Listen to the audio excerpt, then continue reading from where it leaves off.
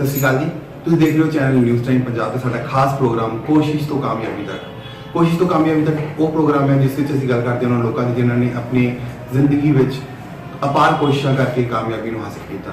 ਇਸੇ ਸ਼੍ਰृंखला ਵਿੱਚ ਅੱਜ ਸਾਡੇ ਨਾਲ ਜੁੜੇ ਨੇ ਡਾਕਟਰ ਰਵਿੰਦਰ ਕੌਰ ਜੀ, ਜੋ ਕਿ ਬਾਲ ਵਿਭਾਗ ਕਮੇਟੀ ਦੇ ਚੇਅਰਪਰਸਨ ਨੇ। ਡਾਕਟਰ ਜੀ ਸਤਿ ਸ਼੍ਰੀ ਅਕਾਲ। ਸਭ ਤੋਂ ਪਹਿਲਾਂ ਦੱਸੋ ਤੁਹਾਡਾ ਜਿਹੜਾ ਪਰਿਵਾਰਿਕ ਪਿਛੋਕੜ ਹੈ ਉਹ ਕਿੱਥੋਂ ਸ਼ੁਰੂ ਹੋਇਆ? ਮੈਂ ਲੁਧਿਆਣਾ ਨੂੰ ਬਿਲੋਂਗ ਕਰਦੀ ਹਾਂ ਜੀ ਤੇ ਐਮਏ ਮੈਂ ਗਵਰਨਮੈਂਟ ਕਾਲਜ ਫॉर ਬॉयਜ਼ ਤੋਂ ਕੀਤੀ ਜੀ ਤੇ ਬੀਏ ਕੀਤੀ ਮੈਂ ਗਵਰਨਮੈਂਟ ਕਾਲਜ ਫॉर ਵਿਮਨ। ਔਰ ਉਸ ਤੋਂ ਬਾਅਦ ਮੈਂ ਐਮਏ ਕਰਨ ਤੋਂ ਬਾਅਦ ਮੇਰੀ ਮੈਰਿਜ ਹੋ ਗਈ।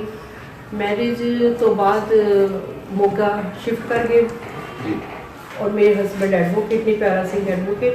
ਜੀ ਬੜੇ ਪਰਿਵਾਰਿਕ ਸੰਬੰਧ ਬਹੁਤ ਅੱਛੇ ਨੇ ਔਰ ਦੇਖਿਆ ਮੈਂ ਕਿ ਮੈਨੂੰ ਘਰ ਦੀਆਂ ਸੇਵਾਵਾਂ ਦੀ ਇੰਨੀ ਜ਼ਿਆਦਾ ਜ਼ਰੂਰਤ ਨਹੀਂ ਹੈ ਜੀ ਤਾਂ ਮੈਂ ਆਪਣੀ ਐਜੂਕੇਸ਼ਨ ਨੂੰ ਪ੍ਰਮੋਟ ਕਰਨ ਦੀ ਇੱਛਾ ਰੱਖੀ ਔਰ ਉਸ ਇੱਛਾ ਦੇ ਵਿੱਚ ਮੈਂ ਬੀਐਡ ਜੁਆਇਨ ਕਰ ਲਈ DM college of education Moga. Madam ਇਹ ਜਦੋਂ ਤੁਸੀਂ ਜੁਆਇਨ ਕੀਤੀ ਜਾਂ ਸਟੱਡੀ ਹੋਈ ਸੀ ਤੇ ਫਿਰ ਤੁਹਾਡੇ ਹਸਬੈਂਡ ਪੂਰਾ ਸਾਥ ਦੇ ਰਹੀ ਤੁਹਾਡਾ?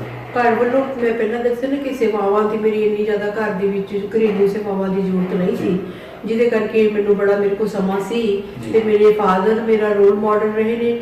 ਉਹਨਾਂ ਨੇ ਮੈਨੂੰ ਕਿਹਾ ਕਿ ਜਦੋਂ ਤੁਹਾਡੇ ਕੋਲ ਸਮਾਂ ਹੈ ਤਾਂ ਤੁਹਾਨੂੰ ਪੜ੍ਹਨਾ ਚਾਹੀਦਾ ਹੈ, ਕੰਮ ਤਾਂ ਕੋਈ ਵੀ ਕਰ ਸਕਦਾ ਹੈ। ਇਸ ਕਰਕੇ ਫਿਰ ਫਾਦਰ ਸਾਹਿਬ ਜੀ ਕੀ ਕਰਦੇ ਸੀ? ਫਾਦਰ ਮੇਰੇ ਇੱਕ ਮੈਥਮੈਟਿਕਸ ਦੇ ਟੀਚਰ ਸੀ ਲੁਧਿਆਣਾ ਦੇ ਵਿੱਚ ਹੀ। ਫਿਰ ਉਹ ਪ੍ਰੋਫੈਸਰ ਬਣ ਗਏ ਸੀ ਸਕੂਲ ਦੇ ਵਿੱਚ +2 ਕਰਕੇ।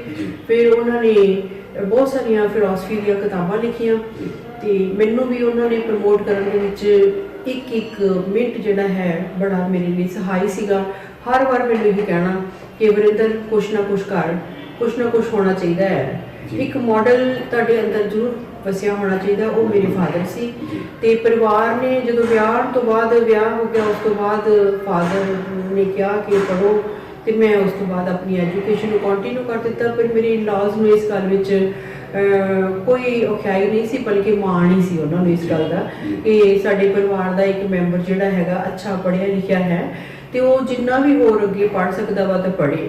ਉਹਨਾਂ ਦੇ ਸਹਿਯੋਗ ਦੇ ਨਾਲ ਮੈਂ ਫਿਰ ਆਪਣੀ ਜਿਹੜੀ ਪੜ੍ਹਾਈ ਸੀਗੀ ਉਸ ਨੂੰ ਜਾਰੀ ਰੱਖਿਆ ਔਰ ਜਾਰੀ ਰੱਖਦਿਆਂ ਮੈਂ ਬੀਐਡ ਕਾਲਜ ਆਫ ਐਜੂਕੇਸ਼ਨ ਦੇ ਵਿੱਚ ਬੀਐਡ ਕੀਤੀ। ਬੀਐਡ ਕਰਨ ਤੋਂ ਬਾਅਦ ਫਿਰ ਮੈਂ ਐਮਫਿਲ ਕੀਤੀ ਚੰਡੀਗੜ੍ਹ ਪੰਜਾਬ ਯੂਨੀਵਰਸਿਟੀ ਹੌਸਟਲ ਵਿੱਚ ਰਹਿ ਕੇ। ਫਿਰ ਉਸ ਤੋਂ ਬਾਅਦ ਮੈਂ ਪੀਐਚਡੀ ਕੀਤੀ ਚੰਡੀਗੜ੍ਹ ਹੀ ਰਹਿ ਕੇ। ਫਿਰ ਉਸ ਤੋਂ ਬਾਅਦ ਮੈਂ ਦਿੱਲੀ ਯੂਨੀਵਰਸਿਟੀ ਤੋਂ ਰਿਸਰਚ ਕੀਤੀ। ਤੇ ਫਾਦਰ ਸਾਹਿਬ ਨੇ ਹਮੇਸ਼ਾ ਹੀ ਕਹਿਣਾ ਕਿ ਕਦੇ ਵੀ ਫਲ ਦੀ ਇੱਛਾ ਨਹੀਂ ਕਰਨੀ। ਉਸ ਵੇਲੇ ਜਦੋਂ ਮੈਂ ਪੀਐਚਡੀ ਕੀਤੀ ਸੀ ਉਸ ਵੇਲੇ ਡਿਮਾਂਡ ਨਹੀਂ ਸੀ ਐਜੂਕੇਸ਼ਨ ਦੇ ਵਿੱਚ, ਇੰਨੀ ਜ਼ਿਆਦਾ ਜੌਬ ਕਰਨ ਵਿੱਚ ਨਹੀਂ ਸੀਗੀ। ਪਰ ਜਦੋਂ ਮੈਂ ਬੀਐਡ ਕਰਕੇ ਹਟੀ ਤੇ ਉਸ ਤੋਂ ਬਾਅਦ ਐਸਟੀ ਕਾਲਜ ਫॉर ਵਿਮਨ ਦੇ ਵਿੱਚ ਪੋਸਟ ਨਿਕਲੀ ਸੀ ਤੇ ਮੈਂ ਉਹਦੇ 'ਚ ਅਪਲਾਈ ਕੀਤਾ ਔਰ ਜਦੋਂ ਮੈਂ ਉੱਥੇ ਅਪਲਾਈ ਕੀਤਾ ਤਾਂ ਮੇਰੀ ਸਿਲੈਕਸ਼ਨ ਉੱਥੇ ਹੋ ਗਈ। 1984 ਦੀ ਗੱਲ ਹੈ ਔਰ 2 ਸਾਲ ਮੈਂ ਉੱਥੇ ST college for women job ਕੀਤੀ। ਉਸ ਤੋਂ ਬਾਅਦ ਡੀਐਮ ਕਾਲਜ ਦੇ ਵਿੱਚ ਪੋਸਟ ਨਿਕਲੀ।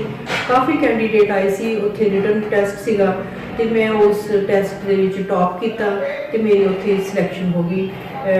2015 ਦੇ ਵਿੱਚ ਮੇਰੀ ਰਿਟਾਇਰਮੈਂਟ ਹੋ ਜਾਂਦੀ ਹੈ ਔਰ 1986 ਦੇ ਵਿੱਚ ਮੇਰੀ ਜੁਆਇਨਿੰਗ ਸੀ ਡੀਐਮ ਕਾਲਜ ਦੇ ਵਿੱਚ ਬॉयਜ਼ ਦੇ ਵਿੱਚ। ਤੁਸੀਂ ਇੰਨਾ ਕੁਛ ਕੀਤਾ ਜ਼ਿੰਦਗੀ ਵਿੱਚ, ਕੀ ਤੁਹਾਨੂੰ ਲੱਗਿਆ ਕਿ ਹਸਬੈਂਡ ਤੁਹਾਡੇ ਨਾਲ ਹੈ ਹਮੇਸ਼ਾ ਤੇ ਘਰ ਤੋਂ ਬਾਹਰ ਰਹਿ ਕੇ ਕਿਵੇਂ ਲੱਗਿਆ ਉਹਨਾਂ ਨਾਲ, ਉਹਨਾਂ ਦਾ ਸਹਿਯੋਗ ਕਿਵੇਂ ਲੱਗਿਆ? ਉਹ ਹਸਬੈਂਡ ਦਾ ਸਹਿਯੋਗ ਤੇ ਸਭ ਤੋਂ ਜ਼ਿਆਦਾ ਤੁਹਾਨੂੰ ਪਤਾ ਕਿ ਆਪਣੇ ਸੰਸਕਾਰਾਂ ਦੇ ਮੁਤਾਬਕ ਸਭ ਤੋਂ ਜ਼ਿਆਦਾ ਹਸਬੈਂਡ ਹੀ ਹੁੰਦਾ ਜਿਹੜਾ ਕਿ ਤੂੰ ਪਰੰਤੂ ਇਹ ਨਹੀਂ ਕਰਨਾ ਉਹ ਨਹੀਂ ਕਰਨਾ, ਇੱਥੇ ਜਾਣਾ ਇੱਥੇ ਨਹੀਂ ਜਾਣਾ। ਪਰ ਮੈਨੂੰ ਇੱਦਾਂ ਦੀ ਕੋਈ ਸਮੱਸਿਆ ਨਹੀਂ ਆਈ।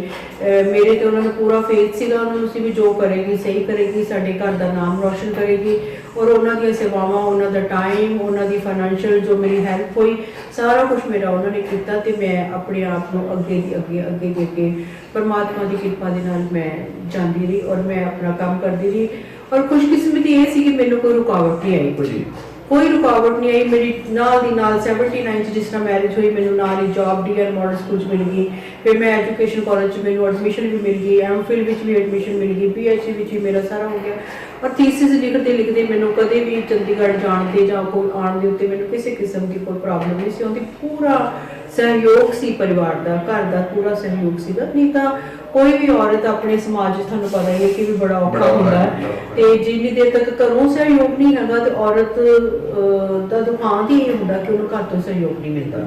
ਪਰ ਮੈਨੂੰ ਤੇ ਕਿਸੇ ਕਿਸਮ ਦੀ ਕਦੇ ਵੀ ਟਿਲ ਟੂਡੇ ਅੱਜ ਤੱਕ ਮੈਨੂੰ ਕਿਸੇ ਗੱਲ ਦੀ ਕੋਈ ਸਮੱਸਿਆ ਨਹੀਂ ਹੈ। ਫੈਮਿਲੀ ਚ ਕੌਣ ਕੌਣ ਹੁਣ ਐਟ ਪ੍ਰੈਜ਼ੈਂਟ ਤਾਂ ਮੈਂ ਤੇ ਮੇਰੇ ਹਸਬੰਡ ਹੀ ਹਾਂ। ਬੱਚੇ ਜਿਹੜੇ ਨੇ ਉਹ 2 ਬੱਚੇ ਨੇ ਬਾਹਰ ਚਲੇ ਗਏ, 3 ਨੇ ਬੱਚੇ। ਇੱਕ ਬੇਟੀ ਮੇਰੀ ਡਾਕਟਰ ਹੈ, ਉਹ ਜਲੰਧਰ ਮੈਰਿਡ ਹੈ। ਉਹਨਾਂ ਦੇ ਫਾਦਰ ਇਨ ਲਾ ਕਰਨਲ ਹੈ ਰਿਟਾਇਰਡ। ਉਹਨਾਂ ਦਾ ਹਸਬੰਡ ਵੀ ਡੈਂਟਿਸਟ ਹੈ, ਡਾਕਟਰ ਹੈ। ਦੋਨੋਂ ਜਾਣੇ ਨਵਾਂ ਸ਼ਹਿਰ ਵਿੱਚ ਪ੍ਰੈਕਟਿਸ ਕਰਦੇ ਨੇ, ਰੋਜ਼ ਆਉਂਦੇ ਨੇ ਜਾਂਦੇ ਨੇ। ਬੜਾ ਅੱਛਾ ਉਹਨਾਂ ਦਾ ਜੀਵਨ ਹੈ, ਬਹੁਤ ਸੋਹਣੇ ਪਰਿਵਾਰ 'ਚ ਵਿਆਹੀ ਹੈ, ਬੜੀ ਸੁਖੀ ਹੈ, ਬੜੀ ਅੱਛੇ ਸੰਸਕਾਰਾਂ ਵਾਲੀ ਲੜਕੀ ਹੈ। ਉੱਥੋਂ ਵੀ ਉਸ ਨੂੰ ਵੀ ਮੇਰੇ ਵਾਂਗੂ ਹੀ ਪੂਰਾ ਪਿਆਰ ਮਿਲਿਆ ਆਪਣੇ ਇਨ-ਲਾਜ਼ ਤੋਂ।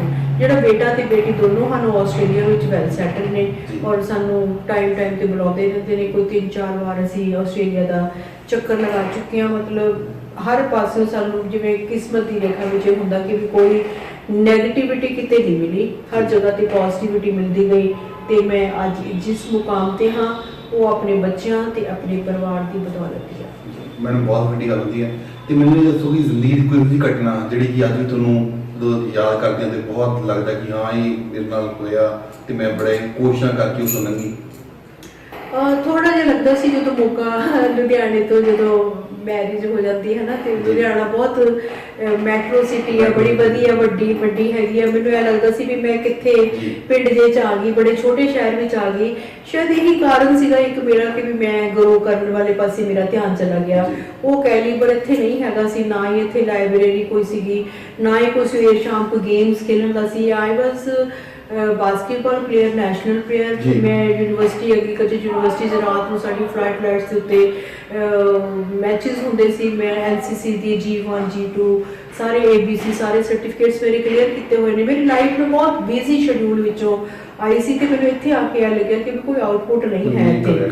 ਪਰ ਮੈਨੂੰ ਬੜਾ ਮੁਸ਼ਕਲ ਲੱਗਦਾ ਸੀ, ਮੈਂ ਆਪਣੇ ਆਪ ਨੂੰ ਬਿਜ਼ੀ ਹੀ ਰੱਖਣਾ ਚਾਹੁੰਦੀ ਸੀ, ਜਿਹਦੇ ਕਰਕੇ ਫਿਰ ਮੈਂ ਆਪਣੀ ਜ਼ਿੰਦਗੀ ਦੇ ਮੋੜ ਇੱਧਰ ਐਜੂਕੇਸ਼ਨ ਵਾਲੇ ਪਾਸੇ ਨੂੰ ਲੈ ਲਈ। ਇੱਕ ਮੇਰੇ ਫਾਦਰ ਸਾਹਿਬ ਜਿਹੜੇ ਸੀ ਉਹ ਹਮੇਸ਼ਾ ਇਹੀ ਕਹਿੰਦੇ ਹੁੰਦੇ ਸੀ ਵੀ ਕੁਛ ਕਰੋ, ਕੁਛ ਨਵਾਂ ਕਰੋ, ਕੁਛ ਚੰਗਾ ਕਰੋ, ਸਮਾਜ ਨੂੰ ਸੇਧ ਦੇਣ ਵਾਲਾ ਕਰੋ, ਸਮਾਜ ਬਹੁਤ ਪਿਛੜਿਆ ਹੋਇਆ, ਤੁਹਾਡੀਆਂ ਸੇਵਾਵਾਂ ਦੀ ਲੋੜ ਹੈ। ਇਹ ਸਾਰੀਆਂ ਚੀਜ਼ਾਂ ਨੂੰ ਕੁੱਲ ਮਿਲਾ ਕੇ ਜਦੋਂ ਜੋੜ ਲਾਉਂਦੀ ਸੀ ਮੈਂ, ਤਾਂ ਮੈਨੂੰ ਸੀਗਾ ਵੀ ਨਹੀਂ ਕੁਛ ਕਰਨਾ ਚਾਹੀਦਾ ਹੈ। ਇਸੇ ਕਰਕੇ ਮੇਰੇ PhD ਦਾ ਟੌਪਿਕ ਜਿਹੜਾ ਹੈਗਾ ਉਹ ਵੀ ਬਹੁਤ ਡਿਫਰੈਂਟ ਕਿਸਮ ਦਾ ਹੈਗਾ। ਜਿਹੜਾ ਮੇਰਾ ਥੀਸਿਸ ਦਿੱਲੀ ਯੂਨੀਵਰਸਿਟੀ ਤੋਂ ਰਿਸਰਚ ਦਾ ਮਿਲਿਆ ਸੀ, ਉਹਦੇ ਵਿੱਚ ਵੀ ਬਹੁਤ ਅੱਛੀ ਇੱਕ ਗੱਲ ਹੈਗੀ ਸੀ ਕਿ ਪੰਜਾਬ ਦੇ ਸਿਰਫ 8 ਲੋਕਾਂ ਨੂੰ ਮਿਲਿਆ ਸੀ ਉਹ ਪ੍ਰੋਜੈਕਟ, ਔਰ ਉਹਦੇ ਵਿੱਚ ਮੈਂ ਇਕੱਲੀ ਲੇਡੀ ਸੀ ਜਿਹਨੂੰ ਮਤਲਬ ਉਹ ਪ੍ਰੋਜੈਕਟ ਹਾਸਿਲ ਹੋਇਆ। ਉਹ ਸੀਗਾ ਡਾਇਸਪੋਰਾ। ਡਾਇਸਪੋਰਾ ਦਾ ਮਤਲਬ ਹੁੰਦਾ ਕਿ ਤੁਹਾਡਾ ਕੁਝ ਪਰਿਵਾਰ ਇੱਧਰ ਹੈਗਾ, ਕੁਝ ਪਰਿਵਾਰ ਉੱਧਰ। ਜਿਵੇਂ ਮੈਂ ਹੰਡਾ ਰਹੀ ਹਾਂ, ਮੈਨੂੰ ਆਪਣੇ ਬੱਚਿਆਂ ਤੋਂ ਬਗੈਰ ਰਹਿਣਾ ਬਹੁਤ ਔਖਾ ਲੱਗਦਾ। ਮੈਨੂੰ ਜਿੰਨਾ ਮਰਜ਼ੀ ਕੋਈ ਪਿਆਰ ਦੇ ਦੇਵੇ, ਜਿੰਨਾ ਮਰਜ਼ੀ ਮੇਰੇ ਨਾਲ ਕੋਈ ਗੱਲ ਕਰ ਲਵੇ, ਜਿੰਨਾ ਮਰਜ਼ੀ ਉਹ I love my children more than my eyes.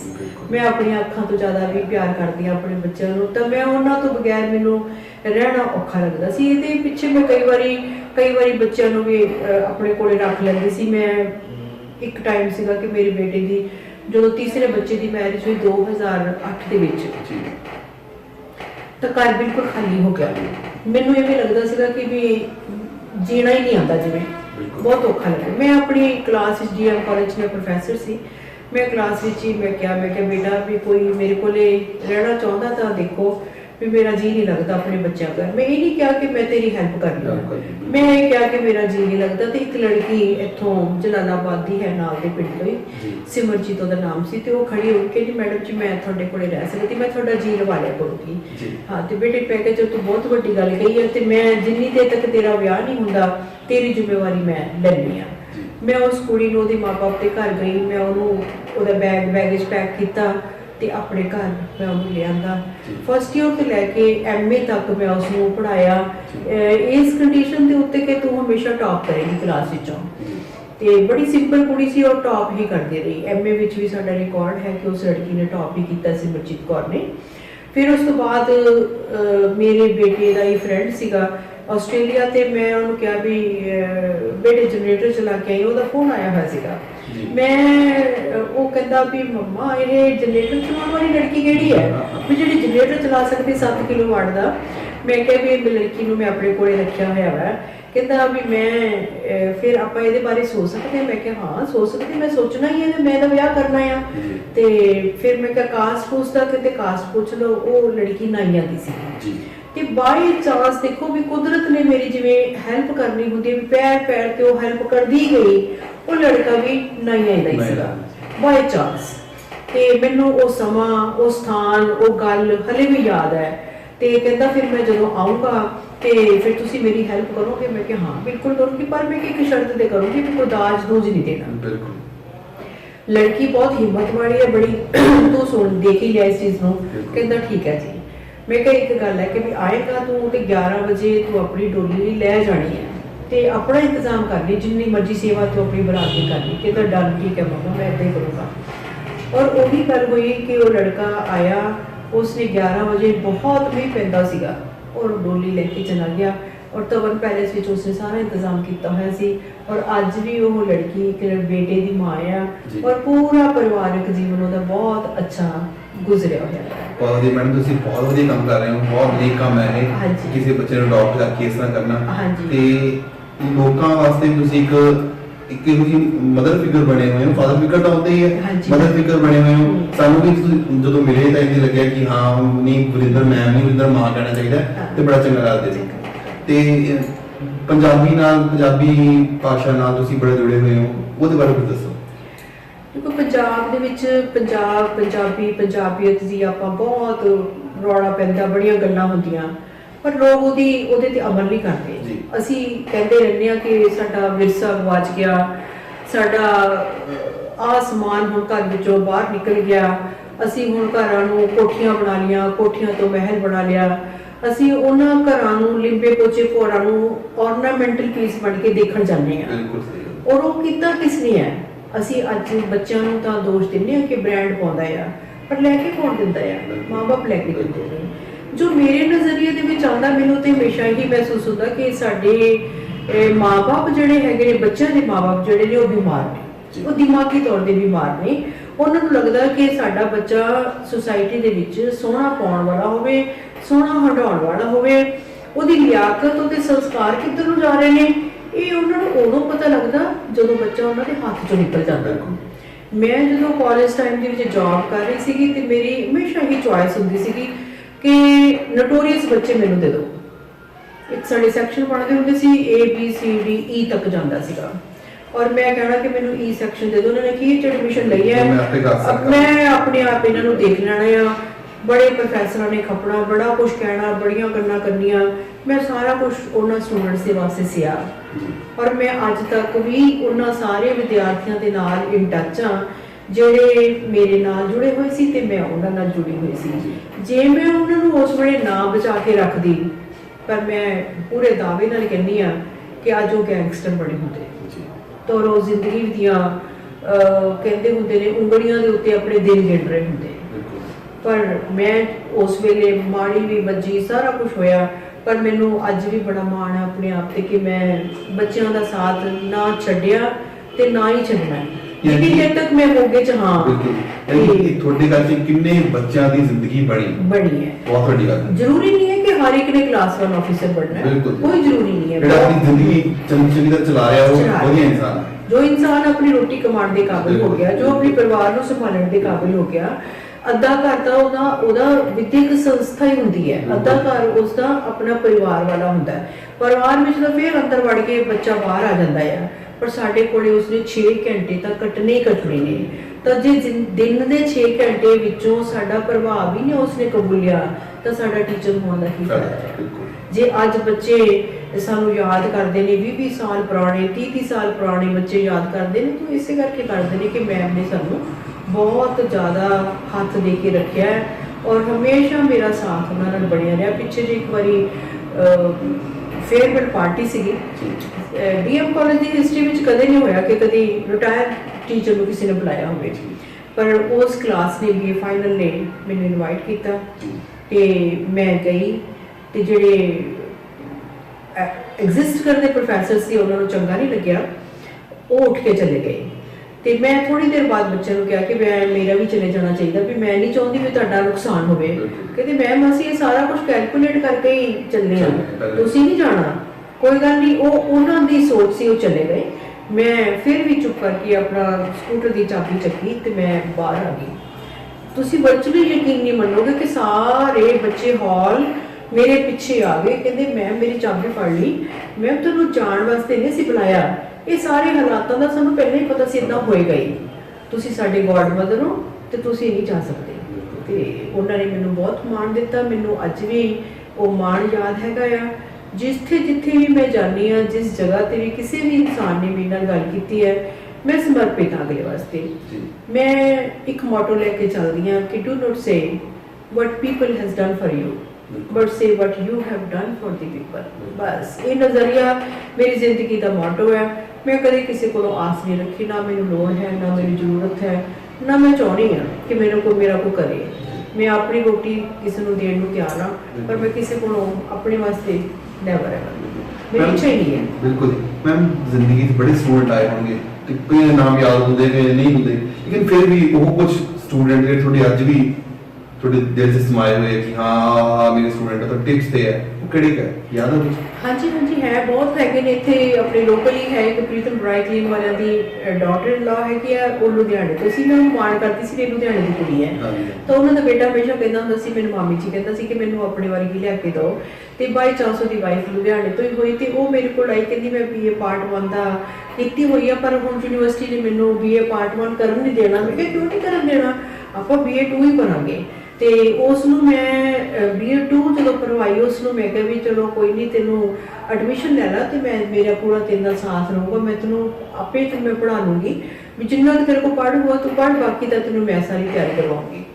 ਔਰ ਉਸ ਲੜਕੀ ਨੇ 2 ਦੇ ਵਿੱਚ ਫਿਰ 3 ਕੀਤੀ, ਫਿਰ ਉਹਨੇ MA ਉੱਥੇ DM ਕਾਲਜ ਤੋਂ ਕੀਤੀ ਔਰ ਟੌਪ ਕੀਤਾ ਉੱਥੇ ਉਸਨੇ। ਉਸ ਲੜਕੀ ਅੱਜ ਉਹ ਪੂਰੀ ਗਵਰਨਮੈਂਟ ਜੌਬ ਦੇ ਵਿੱਚ ਪੂਰੀ ਸੈੱਟ ਹੈ। ਔਰ ਹਮੇਸ਼ਾ ਉਹ ਮੈਨੂੰ ਜਿੱਥੇ ਵੀ ਉਹ ਖੜਦੀ ਉਹ ਲੈਕਚਰ ਵੀ ਦੇਊਗੀ ਤਾਂ ਕਹੂਗੀ ਵੀ ਮੇਰੇ ਰੋਲ ਮਾਡਲ ਮੈਡਮ ਵਰਿੰਦਰ ਨੇ ਤੇ ਮੈਂ ਉਹਨਾਂ ਦੀ ਰਹਿਨੁਮਾਈ ਦੇ ਵਿੱਚ ਹੀ ਅੱਗੇ ਵਧੀ ਹਾਂ। ਇਸ ਤਰ੍ਹਾਂ ਇਹ ਜਿਹੜੀ ਲੜਕੀ ਜਿਹੜੀ ਮੈਂ ਤੁਹਾਨੂੰ ਪਹਿਲਾਂ ਦੱਸੀ ਹੈ ਕਿ ਬੇਬੀ 1 ਦੇ ਵਿੱਚ ਮੇਰੇ ਕੋਲ ਆ ਗਈ ਸੀ, ਫਿਰ MA ਕੀਤੀ, ਫਿਰ ਉਹਦੀ ਮੈਰਿਜ ਕੀਤੀ। ਇੱਦਾਂ ਦੇ ਬਹੁਤ ਸਾਰੇ ਬੱਚੇ ਨੇ। ਪ੍ਰੀਤ ਚੌਲ ਹੈ, ਪਿੱਛੇ ਜੇ ਆਇਆ ਹੋਇਆ ਸੀਗਾ, ਮੈਰਿਜ ਤੇ ਆਇਆ ਸੀਗਾ ਤੇ ਫੇਸਬੁੱਕ ਦੇ ਉੱਤੇ, WhatsApp ਦੇ ਉੱਪਰ ਉਹਨੇ ਕਿੰਨੀ ਵਾਰ ਉਸਨੇ ਫੋਟੋ ਮਤਲਬ ਮੇਰੇ ਨਾਲ ਖਿਚਾ ਕੇ ਪੂਰੀ ਬਾਂਹ ਉੱਪਰੋਂ ਦੀ ਕਰਕੇ ਕਿ ਮੈਮ ਤੁਸੀਂ ਜੋ ਕਰ ਸਕੇ ਕੋਈ ਨਹੀਂ ਕਰ ਸਕਦਾ।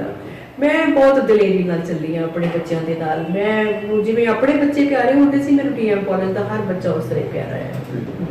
ਮੈਮ ਇੱਕ ਤਾਂ ਅੱਜ ਕੱਲ੍ਹ ਜਿਹੜੀ ਨਸ਼ੇ ਵੱਲ ਜਾ ਰਹੀ ਹੈ ਨੌਜਵਾਨ ਪੀੜ੍ਹੀ, ਨਸ਼ਾ ਬਹੁਤ ਨੌਜਵਾਨ ਪੀੜ੍ਹੀ ਨੂੰ ਖਰਾਬ ਕਰ ਰਿਹਾ, ਉਹਦੇ ਬਾਰੇ ਤੁਸੀਂ ਕੀ ਕਹਿਣਾ ਚਾਹੋਗੇ? ਮੈਂ ਤੇ ਮੇਰੀ ਤੇ ਮੋਟੀ ਜਿਹੀ ਰਾਏ ਇਹ ਹੁੰਦੀ ਹੈ ਹਮੇਸ਼ਾ ਹੀ ਕਿ ਵੀ ਮਾਨਸਿਕਤਾ ਬਿਮਾਰ ਨਹੀਂ ਕਿਸੇ ਦੀ ਹੋਣੀ ਚਾਹੀਦੀ। ਔਰ ਸਭ ਤੋਂ ਪਹਿਲੇ ਨੰਬਰ ਤੇ ਜੱਜਮੈਂਟ ਮਾਂ-ਬਾਪ ਨੂੰ ਹੁੰਦੀ ਹੈ ਕਿ ਸਾਡਾ ਬੱਚਾ ਕੀ ਚਾਹੁੰਦਾ ਆ, ਉਸ ਨੂੰ ਕੀ ਚਾਹੀਦਾ ਆ, ਔਰ ਉਸ ਨੂੰ ਜੇ ਉਹ ਕੁਝ ਜ਼ਿਆਦਾ ਹੀ ਐਡਵਾਂਸ ਹੁੰਦਾ ਜਾਂਦਾ ਆ ਤਾਂ ਰੋਕਣਾ ਵੀ ਮਾਂ-ਬਾਪ ਦਾ ਹੀ ਕੰਮ ਹੈ। ਹਰ ਚੀਜ਼ ਪਹਿਲਾਂ ਘਰ ਤੋਂ ਸ਼ੁਰੂ ਹੁੰਦੀ ਹੈ, ਫਿਰ ਸਮਾਜ ਵਿੱਚ ਆਉਂਦੀ ਹੈ, ਫਿਰ ਰਾਜ ਵਿੱਚ ਆਉਂਦੀ ਹੈ, ਫਿਰ ਦੇਸ਼ ਵਿੱਚ ਆਉਂਦੀ ਹੈ। ਜੇ ਸਾਡਾ ਪਹਿਲਾ ਸਟੈਪ ਹੀ ਕਲੀਅਰ ਨਹੀਂ ਹੈਗਾ ਤਾਂ ਅਸੀਂ ਸਮਾਜ ਤੇ ਦੋਸ਼ ਕਿਉਂ ਲਾਉਣਾ, ਦੇਸ਼ ਤੇ ਦੋਸ਼ ਕਿਉਂ ਲਾਉਣਾ ਆ? ਸਾਡੀ ਹੈਡ ਆਫ ਦੀ ਫੈਮਿਲੀ ਦੀਆਂ ਜ਼ਿੰਮੇਵਾਰੀਆਂ, ਅਸੀਂ ਪੈਸਾ ਕਮਾਉਣ 'ਚ ਲੱਗੇ ਹੋਏ ਆ ਪਰ ਬੱਚੇ ਨੂੰ ਟਾਈਮ ਨਹੀਂ ਦਿੰਦੇ। ਬੱਚੇ ਨੂੰ ਟਾਈਮ ਨਹੀਂ ਦਿੰਦੇ, ਅਸੀਂ ਕਹਿੰਦੇ ਆ ਆਈਪੈਡ ਲੈ ਲਾ, ਆਈਫੋਨ ਲੈ ਲਾ, ਆ ਲੈ ਲਾ, ਉਹ ਲੈ ਲਾ, ਜੋ ਮਰਜ਼ੀ ਲੈ ਲਾ, ਪਰ ਟਾਈਮ ਨਹੀਂ ਦਿੰਦੇ। ਜੋ ਦੇਣਾ ਚਾਹੀਦਾ ਉਹ ਦਿੱਤਾ ਨਹੀਂ, ਤੇ ਜਦੋਂ ਫਿਰ ਲੈਣਾ ਵਾ ਤਾਂ ਫਿਰ ਮਿਲਣਾ ਕਿੱਥੇ ਹੈ? ਜਦੋਂ ਇਹ ਸਪੇਸ ਵੱਧਦੀ ਤੁਰੀ ਜਾਂਦੀ ਹੈ, ਅਸੀਂ ਫਰੈਂਡਲੀ ਨਹੀਂ ਰਹੇ ਬੱਚਿਆਂ ਨਾਲ। ਜੇ ਫਰੈਂਡਲੀ ਹੋਵੇ ਤਾਂ ਸ਼ਾਇਦ ਦੋਸਤਾਨਾ ਸਲੂਕ ਦੇ ਨਾਲ ਰਵਾਂਗੇ, ਬੱਚੇ ਵਿੱਚ ਮਾਨਸਿਕਤਾ ਦੀ ਬਿਮਾਰੀ ਨਹੀਂ ਹੋਏਗੀ। ਜੇ ਬੱਚਾ ਬਿਮਾਰ ਨਹੀਂ ਹੈਗਾ ਤਾਂ ਫਿਰ ਉਹਨੇ ਰਿਸ਼ਟ ਖੁਸ਼ ਰਹਿਣਾ ਹੀ, ਉਹਨੂੰ ਲੋੜ ਹੀ ਨਹੀਂ ਵਿਸਾਖੀ ਦੀ ਕਿਸੇ ਦੀ ਵੀ। ਵਿਸਾਖੀ ਦੀ ਉਦੋਂ ਲੋੜ ਪੈਂਦੀ ਜਦੋਂ ਅਸੀਂ ਉਸ ਨੂੰ ਪੂਰਾ ਟਾਈਮ ਨਹੀਂ ਦਿੰਦੇ। ਔਰ ਇਹ ਚੀਜ਼ ਆਉਣ ਵਾਲੇ ਟਾਈਮ ਵਾਸਤੇ ਵੀ ਹੁਣ ਵੀ ਮੇਰੀ ਪੇਰੈਂਟਸ ਨੂੰ ਬਹੁਤ ਵੱਡੀ ਗੁਜ਼ਾਰਿਸ਼ ਹੈ ਕਿ ਆਪਣੇ ਬੱਚੇ ਨੂੰ ਟਾਈਮ ਦਿਓ ਔਰ ਜਿੰਨਾ ਫਰੈਂਡਲੀ ਰਹਿ ਸਕਦੇ ਹੋ ਆਪਣੀਆਂ ਘਟਨਾਵਾਂ ਸ਼ੇਅਰ ਕਰੋ ਬੱਚੇ ਦੇ ਨਾਲ ਤਾਂ ਕਿ ਉਹ ਅੰਦਰੋਂ ਬੋਲੇ ਉਹਦੇ ਨਾਲ ਕੀ ਵਾਪਰਿਆ ਹੈ। ਕਿਉਂ ਜਿੰਨੀ ਦੇਰ ਤੱਕ ਤੁਸੀਂ ਖੁੱਲਦੇ ਨਹੀਂ ਉਹਦੇ ਨਾਲ ਕੋਈ ਵੀ ਇਨਸਾਨ ਨਹੀਂ ਖੁੱਲਦਾ। ਉਹ ਅਗਲਾ ਕਹਿੰਦਾ ਮੈਂ ਇਹਦੇ ਨਾਲ ਗੱਲ ਕਿਉਂ ਕਰਾਂ, ਪਤਾ ਨਹੀਂ ਮੇਰੀ ਗੱਲ ਨੂੰ ਯੂਜ਼ ਕਰੇਗਾ, ਮੇਰੀ ਗੱਲ ਨੂੰ ਕਿਸੇ ਹੋਰ ਨੂੰ ਕਹੇਗਾ, ਕਿਵੇਂ ਮੈਨੂਪਲੇਟ ਕਰ ਲੇਗਾ। ਉਹਦੇ ਵਿੱਚ ਸਭ ਤੋਂ ਜ਼ਿਆਦਾ ਰੋਲ ਮਾਂ ਦਾ ਹੁੰਦਾ ਹੈ। ਔਰ ਮਾਂ ਨੂੰ ਘਰ ਦੇ ਵਿੱਚ ਆਪਣੇ ਜੇ 3 ਬੱਚੇ ਨੇ 4 ਬੱਚੇ ਨੇ, ਪੋਲਿਟਿਕਸ ਵੀ ਘਰ ਤੋਂ ਸ਼ੁਰੂ ਹੁੰਦੀ ਹੈ।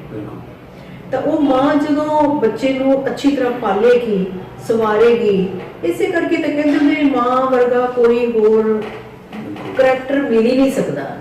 ਉਹ 4-5 ਬੱਚਿਆਂ ਨੂੰ ਪਲੱਸ ਹਸਬੈਂਡ ਨੂੰ ਸਾਰਿਆਂ ਨੂੰ ਆਪਣੀ ਛਤਰ ਛਾਇਆ ਥੱਲੇ ਰੱਖ ਲੈਂਦੀ ਹੈ, ਬੜੇ ਤਰੀਕੇ ਨਾਲ ਰੱਖ ਲੈਂਦੀ ਹੈ।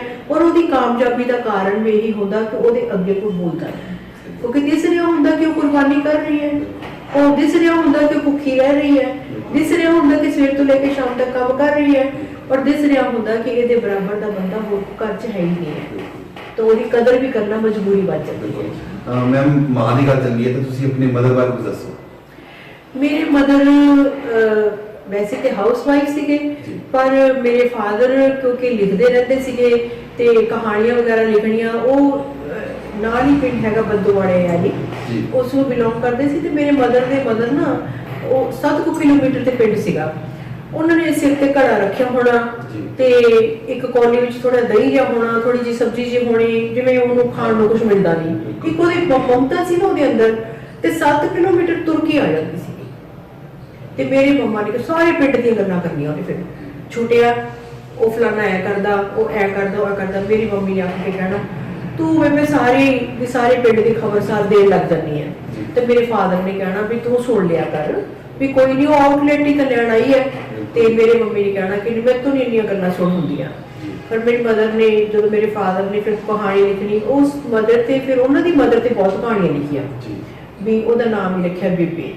ਪਰ ਕਹਿੰਦਾ ਛੋਟਿਆ ਆ ਨੇ ਫਲਾਣੇ ਦੇ ਫਲਾਣੇ ਮੁੰਡੇ ਨੇ ਆ ਕੀਤਾ। ਤੇ ਬੇਬੇ ਹੁਣ ਤਾਂ ਮੈਂ ਜਾਣਦੀ ਨਹੀਂ, ਇੰਨੀ ਦੇਰ ਹੋ ਗਈ ਮੈਨੂੰ ਪਿੰਡ ਛੱਡੇ ਨੂੰ, ਮੈਨੂੰ ਤਾਂ ਪਤਾ ਵੀ ਨਹੀਂ ਹੁਣ ਉਹ ਹੈ ਕੌਣ। ਚੱਲ ਕੋਈ ਨਹੀਂ, ਛੱਡ ਪਰੇ। ਫਿਰ ਉਹਨੇ ਕੋਈ ਹੋਰ ਗੱਲ ਸ਼ੁਰੂ ਕਰ ਲੈਣੀ, ਫਲਾਣੇ ਦੇ ਹੋ ਗਿਆ। ਫਿਰ ਮੇਰੀ ਮੰਮੀ ਨੇ ਅੱਕ ਜਾਣਾ, ਉਹਨੇ ਨੇ ਕਹਿਣਾ ਕਿ ਵੀ ਇਹ ਤਾਂ ਉਹਨਾਂ ਰਾਮ ਕਹਾਣੀ ਛੱਡਦੀ ਨਹੀਂ ਹੈਗੀ ਆਪਣੀ। ਪਰ ਮੇਰੇ ਫਾਦਰ ਨੇ ਉਹ ਕਰੈਕਟਰ ਨੂੰ ਫਰੇਮ ਕਰ ਲਿਆ, ਔਰ ਫਰੇਮ ਕਰਕੇ ਉਹਨਾਂ ਨੂੰ ਉਹ ਲਿਖ ਕੇ ਖਬਰ ਅਖਬਾਰਾਂ ਵਿੱਚ ਪਾਇਆ ਕਿ ਇਹ ਕਰੈਕਟਰ ਹੁਣ ਨਹੀਂ ਮਿਲੂਗਾ ਗਾਂ ਤੋਂ। ਇੰਨਾ ਪਿਆਰ ਹੋਣਾ ਹੀ ਨਹੀਂ ਕਿਸੇ ਵੀ ਪੀੜ੍ਹੀ ਦੇ ਵਿੱਚ। ਅੱਜ ਦੀ ਪੀੜ੍ਹੀ ਨੂੰ ਲਗਾ ਲਓ ਤੇ ਬੈਕ ਦੀ ਪੀੜ੍ਹੀ ਨੂੰ ਲਗਾ ਲਓ, ਬਹੁਤ ਜ਼ਮੀਨ ਅਸਮਾਨ ਦਾ ਫਰਕ ਹੈ। ਉਹਦੇ ਵਿੱਚ ਕੜੀ ਜੋੜਨ ਵਾਲੀ ਮਾਂ ਗਾਇਬ ਹੈ, ਉਹਦੇ ਵਿੱਚ ਕੜੀ ਜੋੜਨ ਵਾਲਾ ਬਾਪ ਗਾਇਬ ਹੈ। ਔਰ ਜਦੋਂ ਇਹ ਖਲਾ ਪੈਦਾ ਹੁੰਦਾ, ਸਪੇਸ ਨੇ ਪੈਦਾ ਹੋਣਾ ਹੀ ਹੋਣਾ, ਤੇ ਨਸ਼ਿਆਂ ਨੇ ਵੀ ਵੱਧ ਤੋਂ ਵੱਧ ਹੋਣਾ ਹੀ ਹੋਣਾ, ਤੇ ਰਿਸ਼ਤਿਆਂ ਨੇ ਵੀ ਦੂਰ ਹੋਣਾ ਹੀ ਹੋਣਾ। ਡਾਇਸਪੋਰਾ ਵੀ ਮੇਰਾ ਰਿਸਰਚ ਇਸੇ ਚੀਜ਼ ਦੇ ਉੱਤੇ ਹੈ ਕਿ ਅਸੀਂ ਆਪਣੇ ਘਰ ਵਿੱਚ ਹੀ ਅਜਨਬੀ ਹਾਂ। ਫਾਦਰ ਰਾਤ ਨੂੰ 11 ਵਜੇ ਆਉਂਦਾ ਕੰਮ ਤੋਂ, ਸੌਂਦਾ, ਸਵੇਰੇ ਫੇਰ ਚਲਾ ਜਾਂਦਾ। ਕਿਹੜੇ ਵੇਲੇ ਉਹਨੇ ਆਪਣੇ ਪਰਿਵਾਰ 'ਚ ਬੈਠਾ, ਕਿਹੜੇ ਵੇਲੇ ਪਰਿਵਾਰਿਕ ਸਾਂਝ ਪੈਦਾ ਕੀਤੀ, ਕਿਹੜੇ ਵੇਲੇ ਉਸਨੇ ਪਰਿਵਾਰ ਦੀਆਂ ਗੱਲਾਂ ਕੀਤੀਆਂ, ਤੇ ਕਿਹੜੇ ਵੇਲੇ ਉਸਨੇ ਸੋਲੂਸ਼ਨ ਦੱਸਣਾ ਹੈ ਤੇ ਕਿਹਨੂੰ ਦੱਸਣਾ ਹੈ। ਉਹਦੇ ਡਿਫਰੈਂਸਸ ਕ੍ਰੀਏਟ ਹੋਣੇ ਆ। ਔਰ ਇਹ ਡਿਫਰੈਂਸਸ ਹੀ ਇੱਕ ਵੱਡਾ ਕਾਰਨ ਹੈ ਜਿਹਦੇ ਕਰਕੇ ਸਾਡੇ ਰਿਸ਼ਤਿਆਂ ਦੇ ਵਿੱਚ ਬਹੁਤ ਫਰਕ ਪੈ ਗਿਆ। ਬਹੁਤ ਔਰਨਾਮੈਂਟਲ ਰਿਸ਼ਤੇ ਹੋ ਕੇ, ਬਹੁਤ ਸਮਾਜ ਦੇ ਵਿੱਚ ਇੱਕ ਬਹੁਤ ਦੁਖਦਾਇਕ ਗੱਲ ਹੈ ਕਿ ਅਸੀਂ ਆਪਣੀਆਂ ਜੁਆਇੰਟ ਫੈਮਿਲੀਜ਼ ਤੋਂ ਪਾਸੇ ਹੁੰਦੇ ਅਸੀਂ ਅੰਦਰ ਘਰ ਦੇ ਵਿੱਚ ਵੀ ਇੱਕ ਦੂਜੇ ਤੋਂ ਮੋਬਾਈਲਿਜ਼ਮ ਦੇ ਨਾਲ ਅਸੀਂ ਅਲੱਗ ਹਾਂ। ਇੱਕ ਬੈੱਡ ਤੇ ਬੈ ਕੇ ਵੀ ਅਸੀਂ ਅਲੱਗ ਹਾਂ। ਬਿਲਕੁਲ ਹਸਬੰਡ ਆਪਣਾ ਲੱਗਾ ਹੋਇਆ ਮੋਬਾਈਲ ਤੇ ਲੱਗੇ ਹੋਏ ਆ। ਜਦੋਂ ਸਾਡੇ ਮਨਾਂ ਵਿੱਚ ਇੰਨਾ ਡਿਫਰੈਂਸ ਹੋ ਗਿਆ ਤਾਂ ਅਸੀਂ ਬੱਚਿਆਂ ਤੋਂ ਕੀ ਐਕਸਪੈਕਟ ਕਰਦੇ ਹਾਂ? ਅਸੀਂ ਬੱਚਿਆਂ ਨੂੰ ਤਾਂ ਸੰਸਾਰ ਦੇ ਹੀ ਨਹੀਂ ਰਹੇ। ਮੈਮ ਅੱਜ ਕੱਲ ਤੁਸੀਂ ਕੀ ਕਰ ਰਹੇ ਹੋ?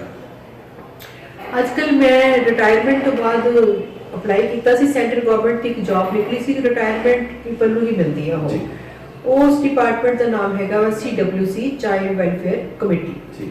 ਉਸ ਦੇ ਵਿੱਚ ਮੈਂ ਸਿਰਫ ਚੇਅਰਮੈਨ ਦਾ ਹੀ ਅਪਲਾਈ ਕੀਤਾ ਸੀ, ਕਿਉਂਕਿ ਮੈਨੂੰ ਸ਼ੁਰੂ ਤੋਂ ਹੀ ਲੀਡਰਸ਼ਿਪ ਦੀਆਂ ਕੁਆਲਿਟੀਜ਼ ਸੀ ਕਿ ਮੈਂ DM ਕਾਲਜ ਵਿੱਚ ਵੀ 25 ਸਾਲ ਮੈਂ ਡੀਨਸ਼ਿਪ ਕੀਤੀ ਹੈ। ਤਾਂ ਸਕੂਲ ਟਾਈਮ ਦੇ ਵਿੱਚ ਮੇਰੇ ਵਿੱਚ ਲੀਡਰਸ਼ਿਪ ਕੁਆਲਿਟੀਜ਼ ਹੀ ਹੁੰਦੀਆਂ ਸੀ। ਮੈਂ ਹਮੇਸ਼ਾ ਸਭ ਤੋਂ ਫਰੰਟ ਸਟੇਜ ਦੇ ਉੱਤੇ ਹੀ ਮਤਲਬ ਮੈਂ ਵਰਕ ਕੀਤਾ ਆ। ਤੇ ਇਸ ਕਰਕੇ ਮੈਂ ਅਪਲਾਈ ਕਰਤਾ। ਅਪਲਾਈ ਕਰਨ ਤੋਂ ਬਾਅਦ ਫਿਰ ਮੈਂ ਆਸਟ੍ਰੇਲੀਆ ਅਸੀਂ ਚਲੇ ਗਏ ਸੀਗੇ। ਉੱਥੇ ਮੈਨੂੰ ਫੋਨ ਆਇਆ ਕਿ ਮੈਮ ਤੁਹਾਡੀ ਸਿਲੈਕਸ਼ਨ ਹੋ ਗਈ। ਐਂਡ ਮੈਂ ਤਾਂ ਕਦੇ ਸੋਚਿਆ ਹੀ ਨਹੀਂ ਸੀ। ਮੈਂ ਇੱਕ ਬੜੇ ਆਮ ਜਿਹੇ ਘਰ ਨੂੰ ਬਿਲੋਂਗ ਕਰਦੀ ਹਾਂ ਤੇ ਨਾ ਮੇਰੀ ਕੋਈ ਪੋਲੀਟੀਕਲ ਬੈਕਗ੍ਰਾਉਂਡ ਹੈ ਤੇ ਨਾ ਹੀ ਮੈਨੂੰ ਪੋਲੀਟੀਕਲ ਬੈਕਗ੍ਰਾਉਂਡ ਚੰਗੀ ਲੱਗਦੀ ਹੈ। ਮੇਰੀ ਇੱਛਾ ਹੁੰਦੀ ਹੈ ਕਿ ਸਮਾਜ ਦੇ ਵਿੱਚੋਂ ਦੀ ਵਿਚਰੋ, ਸਮਾਜ ਦੇ ਬੰਦੇ ਬਣ ਕੇ, ਸਮਾਜ ਦੇ ਮੈਂਬਰ ਬਣ ਕੇ, ਸਮਾਜ ਦੇ ਵਾਸਤੇ, ਸਮਾਜ ਲਈ ਹੀ ਕੰਮ ਕਰੋ।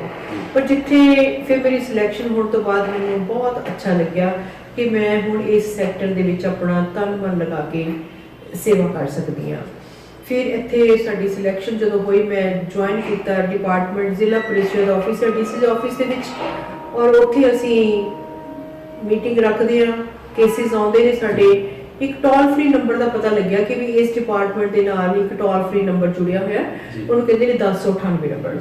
1098 ਤੇ ਤੁਸੀਂ ਕਿਤੇ ਵੀ ਬੈਠੇ ਹੋ, ਤੁਸੀਂ 1098 ਕਰੋਗੇ ਤਾਂ ਤੁਹਾਡੀ ਜਿਹੜੀ ਕੰਪਲੇਂਟ ਹੈ, ਜੋ ਵੀ ਬੱਚੇ ਨਾਲ ਕੰਸਰਨ ਹੈ, ਮੰਨ ਲਓ ਕਿਸੇ ਬੱਚੇ ਨੂੰ ਕੋਈ ਸੜਕ ਤੇ ਛੱਡ ਗਿਆ, ਮੰਨ ਲਓ ਬੱਚਾ ਨੂੰ ਕੋਈ ਨਵਾਂ ਜੰਮਿਆ ਹੈ ਹਸਪੀਟਲ ਦੇ ਵਿੱਚੋਂ ਝਾੜੀਆਂ ਵਿੱਚ ਸੁੱਟ ਗਿਆ ਹੈ, ਮੰਨ ਲਓ ਕੋਈ ਬੱਚਾ ਅਨਾਥ ਹੋ ਗਿਆ ਹੈ, ਮੰਨ ਲਓ ਕੋਈ ਬੱਚੇ ਦੀ ਮਾਂ-ਬਾਪ ਦੇ ਨਾਲ ਬਣਦੀ ਨਹੀਂ ਹੈ ਔਰ ਬੱਚਾ ਵੀ ਉਸ ਨੂੰ 1098 ਤੇ ਕੰਪਲੇਂਟ ਕਰ ਦਿੰਦਾ, ਚਾਹੇ ਉਹ ਸਕੂਲ ਗੋਇੰਗ ਹੈ 0 ਤੋਂ ਲੈ ਕੇ 18 ਸਾਲ ਦੀ ਉਮਰ ਤੱਕ, ਤੁਸੀਂ ਬੱਚੇ ਦੀ ਕੋਈ ਵੀ ਪ੍ਰੋਬਲਮ ਹੈ, ਚਾਹੇ ਉਸ ਦੀ ਮਾਨਸਿਕ ਪ੍ਰੋਬਲਮ ਹੈ, ਚਾਹੇ ਉਹਦੀ ਸਰੀਰਕ ਪ੍ਰੋਬਲਮ ਹੈ, ਚਾਹੇ ਉਹਦੀ ਘਰੇਲੂ ਪ੍ਰੋਬਲਮ ਹੈ, ਚਾਹੇ ਉਹਦੀ ਸਮਾਜਿਕ ਪ੍ਰੋਬਲਮ ਹੈ, ਚਾਹੇ ਕੋਈ ਵੀ ਕਿਸਮ ਦਾ ਵਿਕਟਮ ਹੈ, ਅਸੀਂ ਉਹ ਸਾਰੇ ਕੇਸਿਸ ਨੂੰ ਦੇਖਦੇ ਹਾਂ। ਫਿਰ ਦੇਖਣ ਤੋਂ ਬਾਅਦ ਜਦੋਂ ਲੱਗਦਾ ਕਿ ਵੀ ਕੁਝ ਨਹੀਂ ਹੋ ਪਾਉਂਦਾ ਤਾਂ ਅਸੀਂ ਫਿਰ ਉਹ ਬੱਚਾ ਜਿਹੜਾ ਹੈ ਸ਼ੈਲਟਰ ਹੋਮਸ ਦੇ ਵਿੱਚ ਭੇਜ ਦਿੱਤਾ ਜਾਂਦਾ ਹੈ। ਉਹ ਸ਼ੈਲਟਰ ਹੋਮ 'ਚ ਭੇਜਣ ਦਾ ਇੱਕ ਤਰੀਕਾ ਹੁੰਦਾ ਹੈ ਕਿ ਜਿਸ ਪਿੰਡ ਦਾ ਬੱਚਾ ਹੁੰਦਾ, ਜਿਸ ਪਿੰਡ ਦੇ ਨਾਲ ਉਹ ਬਿਲੋਂਗ ਕਰਦਾ, ਉਸ ਪਿੰਡ ਦੇ ਸਰਪੰਚ ਨੂੰ ਬੁਲਾ ਲਿਆ ਜਾਂਦਾ ਹੈ, ਮਾਂ-ਬਾਪ ਕੋਲੋਂ ਐਫੀਡੇਵਿਟ ਲੈ ਲਿਆ ਜਾਂਦਾ ਹੈ ਔਰ ਬੱਚੇ ਕੋਲੋਂ ਉਹਦੀ ਖਾਹਿਸ਼ ਪੁੱਛ ਲਈ ਜਾਂਦੀ ਹੈ ਕਿ ਵੀ ਕੀ ਕਿੱਥੇ ਜਾਣਾ ਚਾਹੁੰਦੇ ਤੁਸੀਂ ਇਹਨਾਂ ਹਾਲਾਤਾਂ ਵਿੱਚ ਵੀ ਆਪਣੇ ਮਾਂ-ਬਾਪ ਕੋਲ ਹੀ ਰਹਿਣਾ ਚਾਹੁੰਦੇ ਹੋ ਕਿ ਆਹ ਸ਼ੈਲਟਰ ਹੋਮਸ ਬਣੇ ਹੋਏ ਨੇ, ਤੁਸੀਂ ਉੱਥੇ ਰਹਿਣਾ ਚਾਹੁੰਦੇ ਹੋ। ਸ਼ੈਲਟਰ ਹੋਮ ਵੀ ਬਹੁਤ ਅੱਛੇ ਨੇ, ਉਹਨਾਂ ਦੇ ਵਿੱਚ ਫ੍ਰੀ ਐਜੂਕੇਸ਼ਨ ਹੈ, ਖਾਣਾ ਹੈ, ਬਹੁਤ ਅੱਛਾ ਕੱਪੜਾ ਸਾਰਾ ਕੁਝ ਦਿੰਦੇ ਨੇ। ਕਿੰਨੇ ਬੜੇ ਕੇਸਿਸ ਅਸੀਂ ਭੇਜ ਚੁੱਕੇ ਹਾਂ ਗਾਂਧੀ ਵਨੀਤ ਆਸ਼ਰਮ ਦੇ ਵਿੱਚ ਤੇ ਇੱਧਰ ਬਠਿੰਡਾ ਹੋਮ ਹੈ, ਉੱਥੇ ਭੇਜ ਚੁੱਕੇ ਹਾਂ ਔਰ ਬੱਚੇ ਬਹੁਤ ਸੋਹਣਾ ਰਹਿ ਰਹੇ ਨੇ। ਕੋਸ਼ਿਸ਼ ਫਿਰ ਉੱਥੇ ਕਾਉਂਸਲਰਸ ਹੁੰਦੇ ਨੇ, ਉਹ ਕਾਉਂਸਲਰ ਜਿਹੜੇ ਨੇ ਫਿਰ ਕਾਉਂਸਲਿੰਗ ਕਰਦੇ ਨੇ, ਬੱਚੇ ਨੂੰ ਸਮਝਾਉਂਦੇ ਨੇ, ਕਿਉਂਕਿ ਬੱਚਾ ਇੰਨਾ ਜ਼ਿਆਦਾ ਸਿਆਣਾ ਨਹੀਂ ਹੁੰਦਾ ਕਿ ਵੀ ਉਹ ਆਪਣੀ ਪੂਰੀ ਜ਼ਿੰਦਗੀ ਦਾ ਫੈਸਲਾ ਕਰ ਸਕੇ। ਉਹ ਅਸੀਂ ਚਾਹੁੰਦੇ ਹਾਂ ਕਿ ਗੈਸਟ ਸਟੇ ਹੀ ਹੋਵੇ ਉਸਦਾ, ਤਾਂ ਕਾਉਂਸਲਰ ਫਿਰ ਉਸ ਦੇ ਨਾਲ ਕਾਉਂਸਲਿੰਗ ਕਰਦਾ ਹੈ, ਕਾਉਂਸਲਿੰਗ ਕਰਕੇ ਉਹਨੂੰ ਸਮਝਾਉਂਦਾ ਹੈ ਕਿ ਮਾਂ-ਬਾਪ ਤੇਰਾ ਬੁਰਾ ਨਹੀਂ ਚਾਹੁੰਦੇ ਤੇ ਤੂੰ ਮਾਂ-ਬਾਪ ਦਾ ਕਹਿਣਾ ਮੰਨ, ਜਿਹੜੀ ਤੇਰੀ ਕੋਈ ਪ੍ਰੋਬਲਮ ਹੈ ਕਿ ਉਹ ਸੋਲਵ ਹੋ ਸਕਦੀ ਹੈ। ਇਹਦੀ ਕੋਸ਼ਿਸ਼ ਇਹ ਹੁੰਦੀ ਕਿ ਬੱਚੇ ਨੂੰ ਆਪਣੀ ਮਾਂ-ਬਾਪ ਕੋਲੇ ਕਰਕੇ ਮਾਂ-ਬਾਪ ਕੋਲੇ ਵਾਪਸ ਭੇਜਿਆ ਜਾਵੇ ਤਾਂ ਉਹ ਜ਼ਿਆਦਾ ਬੈਟਰ ਹੈਗਾ। ਨੈਚੁਰਲੀ ਜੋ ਫੀਡਬੈਕ ਮਾਂ-ਬਾਪ ਤੋਂ ਮਿਲਣੀ ਹੈ, ਉੱਥੇ ਕਿੰਨੇ ਹੀ ਬੱਚੇ ਬੈਠੇ ਨੇ, ਵੇਰੀਅਸ ਮਾਈਂਡਸ ਦੇ ਬੈਠੇ ਨੇ, ਉਹ ਸਾਰੇ ਮਿਸਚੀਵਸ ਬ੍ਰੇਨਸ ਨੇ, ਸਾਰੇ ਵਿਕਟਮਸ ਨੇ। ਵਿਕਟਮਸ ਦੇ ਵਿੱਚੋਂ ਕੋਈ ਅੱਛਾ ਬੱਚਾ ਪੈਦਾ ਹੋਣਾ ਆਪਾਂ ਨੂੰ ਪਤਾ ਕਿ ਬੜਾ ਮੁਸ਼ਕਲ ਹੈ, ਤਾਂ ਕਿਉਂ ਨਾ ਫਿਰ ਉਹ ਹਾਲਾਤ ਇਦਾਂ ਦੇ ਬਣਾ ਲਏ ਜਾਣ। ਮਾਂ-ਬਾਪ ਨੂੰ ਵੀ ਸਮਝਾਈਦਾ, ਬੱਚੇ ਨੂੰ ਵੀ ਸਮਝਾਈਦਾ, ਕੋਸ਼ਿਸ਼ ਕਰੀਦੀ ਹੈ ਕਿ ਬਾਇਓਲੋਜੀਕਲ ਪੇਰੈਂਟਸ ਕੋਲੇ ਉਹਨਾਂ ਨੂੰ ਭੇਜ ਦਿੱਤਾ ਜਾਵੇ ਤਾਂ ਕਿ ਪਰਿਵਾਰ ਦੇ ਵਿੱਚ ਹੀ ਬੱਚਾ ਗਰੋ ਕਰੇ। ਮੈਮ ਤੁਹਾਡੀ ਸ਼ੌਂਕ ਕੀ ਸੀ? ਮੇਰੇ ਸ਼ੌਂਕ ਤਾਂ ਸਭ ਤੋਂ ਜ਼ਿਆਦਾ ਸਮਾਜ ਸੇਵਾ ਦਾ ਹੀ ਹੈਗਾ। ਮੈਨੂੰ ਹਮੇਸ਼ਾ ਇਹ ਚੀਜ਼ ਅੰਦਰ ਰਹਿੰਦੀ ਹੈ ਕਿ ਮੇਰੇ ਕੋਲੇ ਬਹੁਤਾ ਕੁਝ ਨਹੀਂ ਹੋਣਾ ਚਾਹੀਦਾ। ਜੇ ਕਿਸੇ ਨੂੰ ਲੋੜ ਹੈ ਤਾਂ ਮੈਂ ਉਸ ਨੂੰ ਮੇਰੀ ਲੋੜਵੰਦ ਚੀਜ਼ ਵੀ ਮੈਂ ਕਈ ਵਾਰੀ ਕਿਸੇ ਨੂੰ ਦੇ ਦਿੰਦੀ ਹਾਂ ਤਾਂ ਮੈਨੂੰ ਹੁੰਦਾ ਕਿ ਮੈਂ ਔਖੀ ਹੋ ਗਈ, ਪਰ ਮੈਂ ਆਪਣੇ ਆਪ ਨੂੰ ਕਹਿੰਦੀ ਨਹੀਂ ਫਿਰ ਨਾ ਦਿੰਦੀ, ਤੂੰ ਕਿਉਂ ਦਿੱਤੀ। ਮੈਂ ਆਪਣੀ ਰੋਜ਼ੀ ਰੋਟੀ, ਕੱਪੜਾ, ਟਾਈਮ ਸਾਰਾ ਕੁਝ ਸਮਾਜ ਨੂੰ ਸਮਰਪਿਤ ਦੀ ਹੋਂਦ ਰੱਖਦੀ ਹਾਂ। ਮੈਨੂੰ ਚੰਗਾ ਲੱਗਦਾ ਹੈ, ਮੇਰੀ ਬੇਸਿਕ ਅੰਦਰ ਮੇਰੇ ਬਲੱਡ ਦੇ ਵਿੱਚ ਇਹ ਚੀਜ਼ ਸਮਾਈ ਹੋਈ ਹੈ। ਸਮਾਜ ਸੇਵਾ ਨਹੀਂ ਕਰਨੀ ਹੈ, ਹਾਂ, ਪਰ ਵਿਦਆਊਟ ਐਕਸਪੈਕਟਿੰਗ ਵੀ ਮੈਂ ਕੀਤਾ ਸੀ ਤੇ ਮੇਰਾ ਉਹਨੇ ਨਹੀਂ ਕੀਤਾ, ਮੈਨੂੰ ਇਹ ਚੀਜ਼ ਨਾਲ ਕੋਈ ਮਤਲਬ ਨਹੀਂ, ਕੋਈ ਸਰੋਕਾਰ ਨਹੀਂ ਹੈ। ਮੈਨੂੰ ਤਾਂ ਅੱਛਾ ਲੱਗਦਾ ਹੈ ਕਿ ਮੈਂ ਕਿਸੇ ਦੇ ਕੰਮ ਆਵਾਂ। ਕਈ ਵਾਰੀ ਗਲਤੀ ਵੀ ਹੋ ਜਾਂਦੀ ਹੈ ਤੇ ਸਾਹਮਣੇ ਵਾਲਾ ਇਨਸਾਨ ਉਹਨਾਂ ਡਿਜ਼ਰਵ ਨਹੀਂ ਕਰਦਾ ਹੁੰਦਾ ਜਿੰਨੀਆਂ ਮੇਰੀਆਂ ਸੇਵਾਵਾਂ ਲੈ ਜਾਂਦਾ, ਪਰ ਫਿਰ ਮੈਂ ਉਸ ਨੂੰ ਡਸਟਬਿਨ 'ਚ ਸੁੱਟ ਦਿੰਦੀ ਹਾਂ ਵੀ ਨਹੀਂ, ਇਟਸ ਓਕੇ, ਜੋ ਹੋ ਗਿਆ ਠੀਕ ਹੈ। ਮੈਂ ਉਹਦੀ ਰਿਪੈਂਟੈਂਸ ਨਹੀਂ ਕੀਤੀ, ਪਛਤਾਵਾ ਨਹੀਂ ਕਦੇ ਕੀਤਾ। ਤੇ ਮੈਨੂੰ ਲੋਕ ਕਹਿੰਦੇ ਨੇ ਕਿ ਮੈਂ ਪੋਜ਼ਿਟਿਵ ਬਹੁਤ ਹੈ, ਨੈਗੇਟਿਵਿਟੀ ਹੈ ਨਹੀਂ ਬਿਲਕੁਲ। ਔਰ ਇਹੀ ਕਾਰਨ ਹੈ ਕਿ ਜਦੋਂ ਮੈਂ ਐਕਸਪੈਕਟ ਹੀ ਨਹੀਂ ਕਰਨਾ ਤਾਂ ਮੇਰੇ 'ਚ ਨੈਗੇਟਿਵਿਟੀ ਆਉਣੀ ਨਹੀਂ। ਮੈਡਮ ਮੇਰੇ ਹਿਸਾਬ ਨਾਲ ਜਿੰਨਾ ਕਿ ਮੈਨੂੰ ਪਤਾ ਫਿਲਮਾਂ ਦੇਖਣ ਦਾ ਮੈਨੂੰ ਬਹੁਤ ਸ਼ੌਕ ਹੈ। ਉਹ ਮੈਂ ਜ਼ਰੂਰ ਦੇਖਦੀ ਕਿਉਂਕਿ ਥੀਏਟਰ ਸਮਾਜ ਨਾਲ ਜੁੜਿਆ ਹੋਇਆ ਹੈ। ਜਿਹੜਾ ਥੀਏਟਰ ਹੈ ਉਹ ਤੁਹਾਡੀ ਸਮਾਜ ਦੀ ਕਹਾਣੀ ਨੂੰ ਸਾਹਮਣੇ ਲੈ ਕੇ ਆਉਂਦਾ ਹੈ। ਆਪਾਂ ਸਾਰੀ ਥਾਵਾਂ ਤੇ ਜਾ ਨਹੀਂ ਸਕਦੇ, ਆਪਾਂ ਨਹੀਂ ਦੇਖ ਸਕਦੇ ਬੰਬੇ ਕੀ ਹੋ ਰਿਹਾ, ਆਪਾਂ ਨੂੰ ਨਹੀਂ ਪਤਾ ਕਿ ਜਿੱਥੇ ਦਵਾਈਆਂ ਬਣਦੀਆਂ ਉੱਥੇ ਕੀ ਹੋ ਰਿਹਾ, ਆਪਾਂ ਨੂੰ ਨਹੀਂ ਪਤਾ ਵੀ ਕਿੱਥੇ ਪਬਲਿਕ ਸੈਕਟਰ ਵਿੱਚ ਕੀ ਹੋ ਰਿਹਾ, ਮਾਲਸ ਵਿੱਚ ਕੀ ਵਿਕ ਰਿਹਾ ਹੈਗਾ, ਪਬਸ ਜਿਹੜੇ ਬਣੇ ਹੋਏ ਨੇ ਉਹਨਾਂ ਵਿੱਚ ਰਾਤ ਨੂੰ ਕੀ ਹੁੰਦਾ ਆ। ਇਹ ਸਾਰੀਆਂ ਚੀਜ਼ਾਂ ਕੁੱਲ ਮਿਲਾ ਕੇ ਨੌਲੇਜ ਵਿੱਚ ਵਾਧਾ ਕਰਨ ਦੇ ਵਾਸਤੇ ਹਰ ਮੂਵੀ ਨੂੰ ਦੇਖਣਾ ਬੜਾ ਵਧੀਆ ਢੰਗ ਹੈਗਾ ਕਿ ਤੁਸੀਂ ਸਮਾਜ ਦੇ ਉਹਨਾਂ ਸੈਕਟਰਸ ਦੇ ਵਿੱਚ ਪਹੁੰਚ ਜਾਂਦੇ ਹੋ ਜਿਨ੍ਹਾਂ ਨੂੰ ਤੁਸੀਂ ਖੁਦ ਜਾ ਕੇ ਨਹੀਂ ਦੇਖ ਸਕਦੇ। I don't like to go in the pubs. ਮੈਂ ਪਬ ਤੇ ਜਾ ਨਹੀਂ ਸਕਦੀ, ਪਰ ਮੈਂ ਪੱਬ ਦੇ ਬਾਰੇ ਵਿੱਚ ਕਿੱਦਾਂ ਜਾਣਨਾ ਹੈ ਜਦੋਂ ਕਿਸੇ ਮੂਵੀ ਦੇ ਵਿੱਚ ਅੰਦਰਲੀ ਉਹ ਚੀਜ਼ ਹੁਣੇ ਪਿਕਚਰ ਦੇਖੀ ਸਿੰਬਾ, ਉਹ ਸਿੰਬਾ ਦੇ ਵਿੱਚ ਉਸਨੇ ਦਿਖਾਇਆ ਕਿ ਰਾਤ ਨੂੰ ਪੱਬ ਦੇ ਵਿੱਚ ਡਾਂਸ ਵੀ ਹੋ ਰਿਹਾ ਹੈ ਔਰ ਸਕੂਲ ਦੇ ਬੱਚਿਆਂ ਨੂੰ ਦੇ ਬੈਗਸ ਦੇ ਵਿੱਚ ਡਰੱਗਸ ਦੇ ਕੇ ਸਮਗਲਿੰਗ ਕੀਤੀ ਜਾ ਰਹੀ ਹੈ। ਉਹ ਬੜਾ ਆਈਡੀਆ, ਬੜਾ ਨਵਾਂ ਕਨਸੈਪਟ ਲਿਆਇਆ। ਬੜੀ ਦੇਰ ਬਾਅਦ ਇਹ ਸੋਨੂ ਸੂਦ ਦੀ ਮੂਵੀ ਜਿਹੜੀ ਹੈ ਬਹੁਤ ਅੱਛੇ ਢੰਗ ਦੇ ਨਾਲ ਆਪਣੇ ਸਾਹਮਣੇ ਦੇਖਣ ਨੂੰ ਮਿਲੀ ਹੈ ਔਰ ਮੈਨੂੰ ਲੱਗਿਆ ਕਿ ਵੀ ਬੜੀ ਅਸਲੀਅਤ ਵਾਲੀ ਚੀਜ਼ ਹੈ ਔਰ ਸਾਨੂੰ ਵੀ ਬੌਦਰ ਕਰਨਾ ਚਾਹੀਦਾ ਵੀ ਜਿਹੜੇ ਬਹੁਤ ਕਈ ਵਾਰੀ ਵੱਡੇ ਆਰਨਾਮੈਂਟਲ ਸਕੂਲਸ ਬਣੇ ਹੋਏ ਨੇ ਜਾਂ ਜਿਹੜੇ ਰਾਤ ਨੂੰ ਹੋਟਲਸ ਖੁੱਲੇ ਹੋਏ ਹੁੰਦੇ ਨੇ, ਉੱਥੇ ਹੋ ਕੀ ਰਿਹਾ ਹੈ ਰਾਤ ਔਰ ਇਸ ਨੂੰ ਚੁਕੰਨਾ ਕਰਨ ਦੇ ਵਾਸਤੇ ਸਾਨੂੰ ਕੱਲਾ ਸਮਾਜ ਨਹੀਂ, ਇਹਦੇ ਵਿੱਚ ਪੁਲਿਸ, ਐਡਮਿਨਿਸਟ੍ਰੇਸ਼ਨ, ਪੋਲੀਟੀਕਲ ਲੈਵਲ ਔਰ ਸਾਰਾ ਕੁਝ ਜਿਹੜਾ ਹੈ ਉਸ ਨੂੰ ਉਹਦੀਆਂ ਸੇਵਾਵਾਂ ਤੋਂ ਬਗੈਰ ਇਹ ਕੁਝ ਕਦੇ ਹੱਲ ਨਹੀਂ ਹੋ ਸਕਦਾ। ਬਿਲਕੁਲ ਮੈਡਮ, ਅੱਜ ਜੀ ਗੱਲ ਕਰੀਏ ਆਪਾਂ 30-40 ਸਾਲ ਪਹਿਲਾਂ ਤੇ ਮੇਰੇ ਖਿਆਲ ਇੰਨੀ ਚਿਰ ਹੋ ਗਿਆ ਤੁਹਾਡੀ ਮੈਰਿਜ ਨੂੰ, ਤੇ ਉਦੋਂ ਤੁਹਾਡੀ ਕਿੰਨੀ ਏਜ ਸੀ? ਮੇਰੀ 25 ਇਅਰਸ ਦੇ ਵਿੱਚ ਮੈਰਿਜ ਹੋ ਗਈ ਸੀ, 25 ਸਾਲ ਦੀ ਉਮਰ ਸੀ ਜਦੋਂ ਮੈਂ ਐਮਏ ਕੀਤੀ ਸੀ ਸਿਰਫ ਉਦੋਂ ਜੀ। ਤੇ ਉਸ ਤੋਂ ਬਾਅਦ ਮੇਰੀ ਸਟੱਡੀ ਆਫਟਰ ਮੈਰਿਜ ਹਾਂਜੀ ਕੀਤੀ। ਤੇ ਉਹ ਤੋਂ ਲੈ ਕੇ ਹੁਣ ਤੱਕ ਦਾ ਸਫ਼ਰ ਕਿਵੇਂ ਲੱਗਾ ਤੁਹਾਨੂੰ?